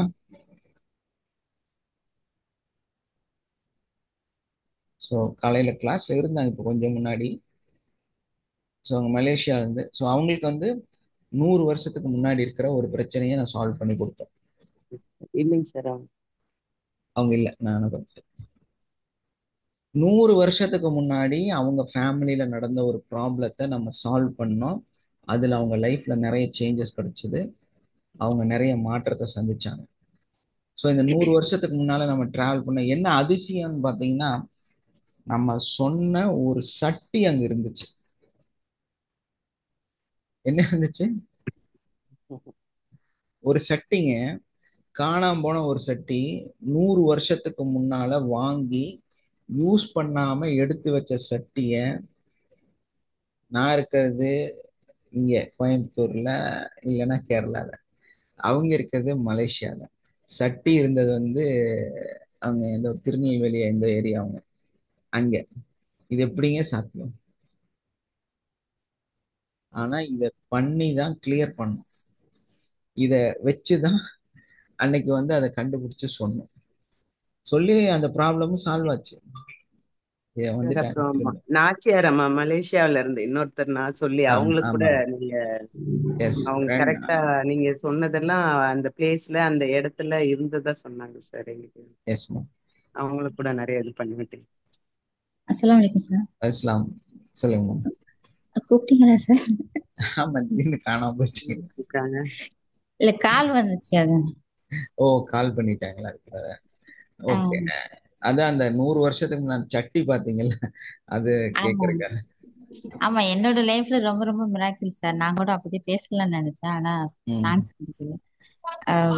ரொம்ப சொல்ல வேண்டியது ரொம்ப இருக்கு, ஆனா எனக்கு எப்படி சொல்றது தெரியல. அந்த அளவுக்கு ரொம்ப மிராக்கிள் நடந்திருக்கு இந்த கிளாஸ் அட்டன் பண்ண பிற்பாடு. அந்த சட்டியோட கதை மட்டும் சொல்லிருங்க, அப்ப உங்களுக்கு புரியும். சட்டி அது 100 வருஷத்துக்கு முன்னாடி வந்து பாட்டனார் அவரு சேஃப்டிக்காக ஏதோ பண்ணி வச்சிருந்தது. அது வந்து எங்களுக்கு ப்ரொடெக்ஷன் பண்றேன்னு சொல்லிட்டு நின்றப்ப, அது எதுவா இருந்தாலும் நம்மளுக்கு தேவையில்லாதது தானே. இப்ப சாரு தான் அதை பார்த்து அதை சட்டி சேப்பு வரைக்கும் நான் படம் வரைஞ்சு அனுப்பி விட்டு அவர் ஆமான்னு சொன்னாரு சார். கடைசி அந்த சட்டியில நாங்க சாப்பாடு சமைச்சு கொடுத்தோம் அவங்க கேட்டபடி, அதை கிளியர் பண்றதுக்காக. அந்த மாதிரி செஞ்சோம். இது எனக்கு ரொம்ப ஆச்சரியமா இருந்துச்சு, இப்படி எல்லாம் நடக்குமா அப்படின்ட்டு. அப்புறம் இப்பதான் என்னோட ரிலேட்டிவ்ஸும் அந்த மாதிரி பேசிக்கிறாங்க, இப்படி எல்லாம் இருக்குமோ நம்ம ஃபேமிலிலன்ட்டு. நான் எதுவும் சொல்றது இல்ல, சொன்னா அது பெரிய பிரச்சனையா பெரிய எல்லாருக்கும் பயம் கொடுக்கும்ல அப்படின்னு. ரொம்ப தேங்க்ஸ் சார். Thank you sir. நீங்க அப்புறம் எங்க வீட்டுல கூட ஒரு இன்சிடென்ட் சொன்னீங்க சார். எங்க வீட்டுல கடையாண்ட இருந்து கிச்சனுக்கும் அந்த பக்கம் ஒரு பிளேஸ் இருக்கு உங்களுக்கு, அங்கிருந்து ஒரு நெகட்டிவ் உங்களுக்கு வருது, அவர் பேசுவாரு, அங்கிருந்து உங்ககிட்ட பேசுவாரு அப்படின்னு எல்லாம் சொன்னீங்க சார். எங்க வீட்டை பார்த்தது இல்ல, அது உண்மைதானே? அதுவும் உண்மைதான் சார். எங்க வீட்டாண்ட கடைக்கு உள்ள ஒரு கீழே ஒரு பாத்ரூம் இருக்கு, மேல கொஞ்சம் பாத்திரங்கள் வச்சு பேசிட்டு இருக்கோம், அது பக்கத்துல கிச்சன். அவர் எது இருந்தாலும் என்ன அங்க கூப்பிட்டுதான் சார் பேசுவார், கடையில இருந்து உள்ள வந்து கூப்பிடுவார் சார். அந்த பிளேஸ்லயும் நீங்க அத சொன்னீங்க சார், அங்கிருந்து நீங்க ஸ்கேன் பண்ணி பார்த்துட்டு சொன்னீங்க, அங்கிருந்து உங்களை கூப்பிட்டு பேசுவாரா அப்படின்னு கேட்டீங்க சார். ஆமா, எனக்கு இப்பதான் ஞாபகம். ஆமா சார். ஆமா, இதெல்லாம் வந்து அவங்க வீட்டுக்கு நான் போனதும் கிடையாது. ஆக்சுவலா நான் திருவண்ணாமலையே வந்தது கிடையாது வாழ்க்கையில. ஆனா அவங்க வீட்டுக்குள்ள எந்த இடம்ங்கிறதெல்லாம் நம்ம நோட்டிஃபை பண்ணி சொல்றோம் அப்படின்னா, இதெல்லாம் உங்களுக்குள்ளரையும் நடக்கும், நீங்களும் செய்யலாம், உங்களுக்கும் வரும், நீங்களும் அந்த இடத்துக்கு வரலாம், எல்லாமே சேஞ்சஸ் உங்களுக்கும் கிடைக்கும். இது எல்லாமே வந்து சாத்தியம் கூட. அதனால இது வந்து ஒரு வேற இதை பத்தி நம்ம சிந்திக்காம இதுல நம்ம டெவலப் ஆகி வந்தாலே போதுமானது. கரெக்டா ஃபாலோ பண்ணி கண்டுபிடிச்சு அந்த பயிற்சிகளை வந்து கரெக்டா செஞ்சுட்டே இருந்தாலே நம்மளால எல்லாமே உங்களோட அந்த கர்மாவை, அந்த பின்னாடி இருக்கிற பிரச்சனைய அதை சால்வ் பண்ணாம எதுவும் நடக்காது. இதுதான் உண்மை. ஆனா என்ன சொல்றாங்க அப்படின்னா, பிரசன்ட்ல நிறைய பேர் வந்து இப்படிதான் நம்மளை கன்ஃபியூஸ் பண்ணிட்டே இருக்கிறாங்க. இப்ப கூட ஒரு இதுல பார்த்தேன், மெடிடேஷன்ல இதே மாதிரி ஒரு சிஸ்டம் பண்றாங்க. ஸோ கடைசியில அவர் என்ன சொல்லிட்டாருன்னா, பாஸ்ட்ல எல்லாம் போய் நம்மளால ஒன்றும் பண்ண முடியாதுன்ட்டார். என்ன சொல்லிட்டாரு? நம்மளோட பாஸ்ட் எல்லாம் டிராவல் பண்ணவும் முடியாது. ஆனா இப்ப இவங்க செமீரா சொன்ன மாதிரி ஒரு சட்டி உபயோகம் இல்லாம 100 வருஷத்துக்கு முன்னால காணாம போன பொருளை நம்ம கண்டுபிடிச்சு சொல்றோம்னா, இது உண்மையா அது உண்மையா இல்லையா? எங்க பாஸ்ட் லைஃப்ல டிராவல் பண்ண முடியாதுன்னு சொன்னா இது எப்படி நடக்குது? இது எப்படி நம்மளால சொல்ல முடிஞ்சது? பாஸ்ட்ல டிராவல் பண்ண முடியும், நம்மனால அங்க போக முடியும், அந்த இடத்துக்கு போய் நம்மனால அதை பார்க்க முடியும். இது சாத்தியம், இது உண்மை. நான் அதை பத்தி நிறைய விஷயங்கள் வந்து இன்னும் ரிசர்ச்சா நிறைய விஷயங்கள் படிச்சுக்கிட்டே தான் இருக்கிறேன். ஸோ இதெல்லாம் என்ன நான் படிக்கிறேனோ அடுத்த நாள் கிளாஸ்ல சொல்லி கொடுத்துருவேன். அதுக்குதான் சார் 7 மணி அட்டன் பண்ணுங்க சொல்றது. சார் அப்புறம் எங்க மாமனாருக்காக நீங்க ஒரு இது செய்ய சொன்னீங்க இல்லைங்களா? ஆமா அவரு ஆமா வந்து உங்களை அந்த வரணும்னு யோசிக்கிறாரு, அது வர வச்சு அவரை வந்து கிளியர் பண்ணிட்டேன் சார். அப்புறமா அவர் எப்படி இருக்காரு இப்போ அப்படின்றதையும் நான் உட்கார்ந்து எங்க இருக்காருன்னு சர்ச் பண்ணேன் சார். உங்ககிட்டயே சொல்லியிருக்கேன். மயிலா காமிச்சு சார் அவரை. அப்புறம் அந்த மயில் வந்து எனக்கு எங்க நிலத்துக்கு போகும்போது அந்த மயில் அங்க வந்துடும் சார். நாங்க போகும்போதெல்லாம் மயில் உள்ள பறந்து வந்து எங்க நிலத்துல தூரமா உட்காந்துட்டு சவுண்ட் விடும் சார். நாங்க போகும்போதெல்லாம் சவுண்ட் வந்துடும் சார். அப்புறம் தான் நான் உட்காந்து அப்புறம் தான் அப்ப யோசிச்சேன் சார், இதுதான் அவரு அந்த மாதிரி இருக்காரு அப்படிங்கறத அப்புறம் நான் கன்ஃபார்மும் பண்ணேன் சார். அது ஒரு இதுங்க சார். அப்புறம் எங்க சார் ரொம்ப உடம்பு முடியாத இருக்கும்போது சார், எனக்கு அவர் ரொம்ப காப்பாற்ற முடியாதுன்ற நிலைமையில இருக்கும்போது எனக்கு தோணுச்சு சார், இது ஏதோ ஒரு சாபம் இருக்கு, அத வந்து நம்ம இப்போ நீங்க சொன்னீங்க இல்லைங்களா, அதை சரண்டர் பண்ணணும்னு நீங்க சொல்லி ஒரு பூஜை எல்லாம் கூட பண்ணீங்க இல்லைங்களா சார். எனக்கு அப்ப வந்து நான் இதெல்லாம் கத்துக்கல. ஆனா எனக்கு வந்து நம்மளோட தாலிக்குன்னு ஒரு சாபம் ஏதோ இருக்கு, அவரை நம்ம எதுவா இருந்தாலும் விடக்கூடாது. ஏன்னா எல்லாரும் சொன்னவங்க என்னன்னா, அவருக்கு ஆயுசு அவ்வளவுதான், இதுக்கு மேல நீங்க முயற்சி எடுத்து ஏதாவது பண்ணணும்னு நினைச்சா உங்களால அவர் காப்பாற்றப்படுவாருன்னு தான் எனக்கு ஒரு 10 பேர் சொல்லியிருப்பாங்க சார். இந்த மாதிரி குறி சொல்றவங்க அவங்க எல்லாருமே சொன்னது. அதனால எனக்கு என்னன்னா, அந்த தாலி எங்கேயாச்சும் நம்ம சரண்டர் பண்ணணும் அப்படின்னு நீங்க சரண்டர் பண்ணணும்ன மாதிரி எனக்கு அது அந்த சாபத்துக்கு அதுக்கு எவ்வளவா இருந்தாலும் பரவாயில்ல, அதை வந்து நம்ம செய்யணும்னுட்டு அந்த 8 பவுன் இருந்ததுங்க சார். நான் சரடு போட்டிருந்தது. அத வந்து எனக்கு அப்ப என்ன பண்றதுன்னு தெரியல. திடீர்னு அங்க வந்து திருப்பதி பெருமாள் சாமி அங்க வச்சிருந்தாங்க சார் அந்த ஹாஸ்பிட்டல்ல. அவர்கிட்ட வேண்டிக்கிட்டேன் சார், நான் வந்து அவரை வந்து அவர் கையால அதை போடுறதா வேண்டிக்கிட்டேன் சார். ஆனா எல்லாரும் தாலி போடுறது அது வேற மாதிரி ஃபீல் பண்ணுவாங்க சார். நான் இப்படி ஃபீல் பண்ணி தான் சார் அதை போட்டேன். அது ஒரு வேல்யூ, என்னால முடிஞ்ச வேல்யூ நான் செய்யறேன்ற மாதிரி அது சரண்டர் பண்ணி வேண்டி அந்த மாதிரி போனேன் சார். ஆனா அது இப்பதான் சார் யோசிக்கிறேன், நம்ம இதெல்லாம் பண்ணதாலதான் நமக்கு திருப்பி ஏதோ ஒண்ணு கிடைச்சிருக்கு அப்படின்ட்டு. அப்புறம் இங்க வந்ததும் அதுக்கான விடைகள்லாம் நிறைய கிடைச்சிது சார் எனக்கு. கண்டிப்பா சார். எஸ், புரியுதுங்களா? அதாவது முன்னாடி இருந்த வாழ்க்கைக்கும் இப்ப இருக்கிற வாழ்க்கைக்கு கனெக்டிவிட்டி நான் டெய்லி ஏதாச்சும் ஒண்ணு பண்ணிட்டு தான் சார் இருக்கேன். அதுக்கான விடை வந்து இதுல உட்காந்து பண்ணும்போது அதுக்கான விடை கிடைக்குதுங்க சார். கண்டிப்பா. Thank you sir, thank you so much sir. Time ஆயிடுச்சு சார். ஆமா, டைம் ஆயிடுச்சு, நம்ம வைண்ட் அப் பண்ணிடலாம். எல்லாருமே வந்து ஒரு கை கோத்து போங்க. எல்லாரும் வந்து எல்லாத்துக்கும் சப்போர்ட்டிவா நடங்க. எல்லாரும் வந்து நீங்க எல்லாரும் வந்து சம்டைம்ஸ் உங்களுக்குள்ளார கால் பண்ணிக்கிறீங்க, பேசிக்கிறீங்க, ரொம்ப சந்தோஷமான விஷயம். நிறைய ஜாயின் ஆயிட்டு இருக்கிறீங்க, அது அதை விட பெரிய சந்தோஷம். இந்த சந்தோஷத்தை, இந்த செலிப்ரேஷனை நம்ம கொண்டாடியே தீரணும் இல்லையா? கொண்டாடணுமா வேண்டாமா? கொண்டாடணும் சார், கண்டிப்பா. ஒரு பெரிய குடும்பமே எனக்கு கிடைச்சிருக்கு சார். அதனால அந்த கொண்டாட்டத்துக்கு எல்லாருமே ஜாயின் பண்ணி ஃபேமிலியோட வாங்க.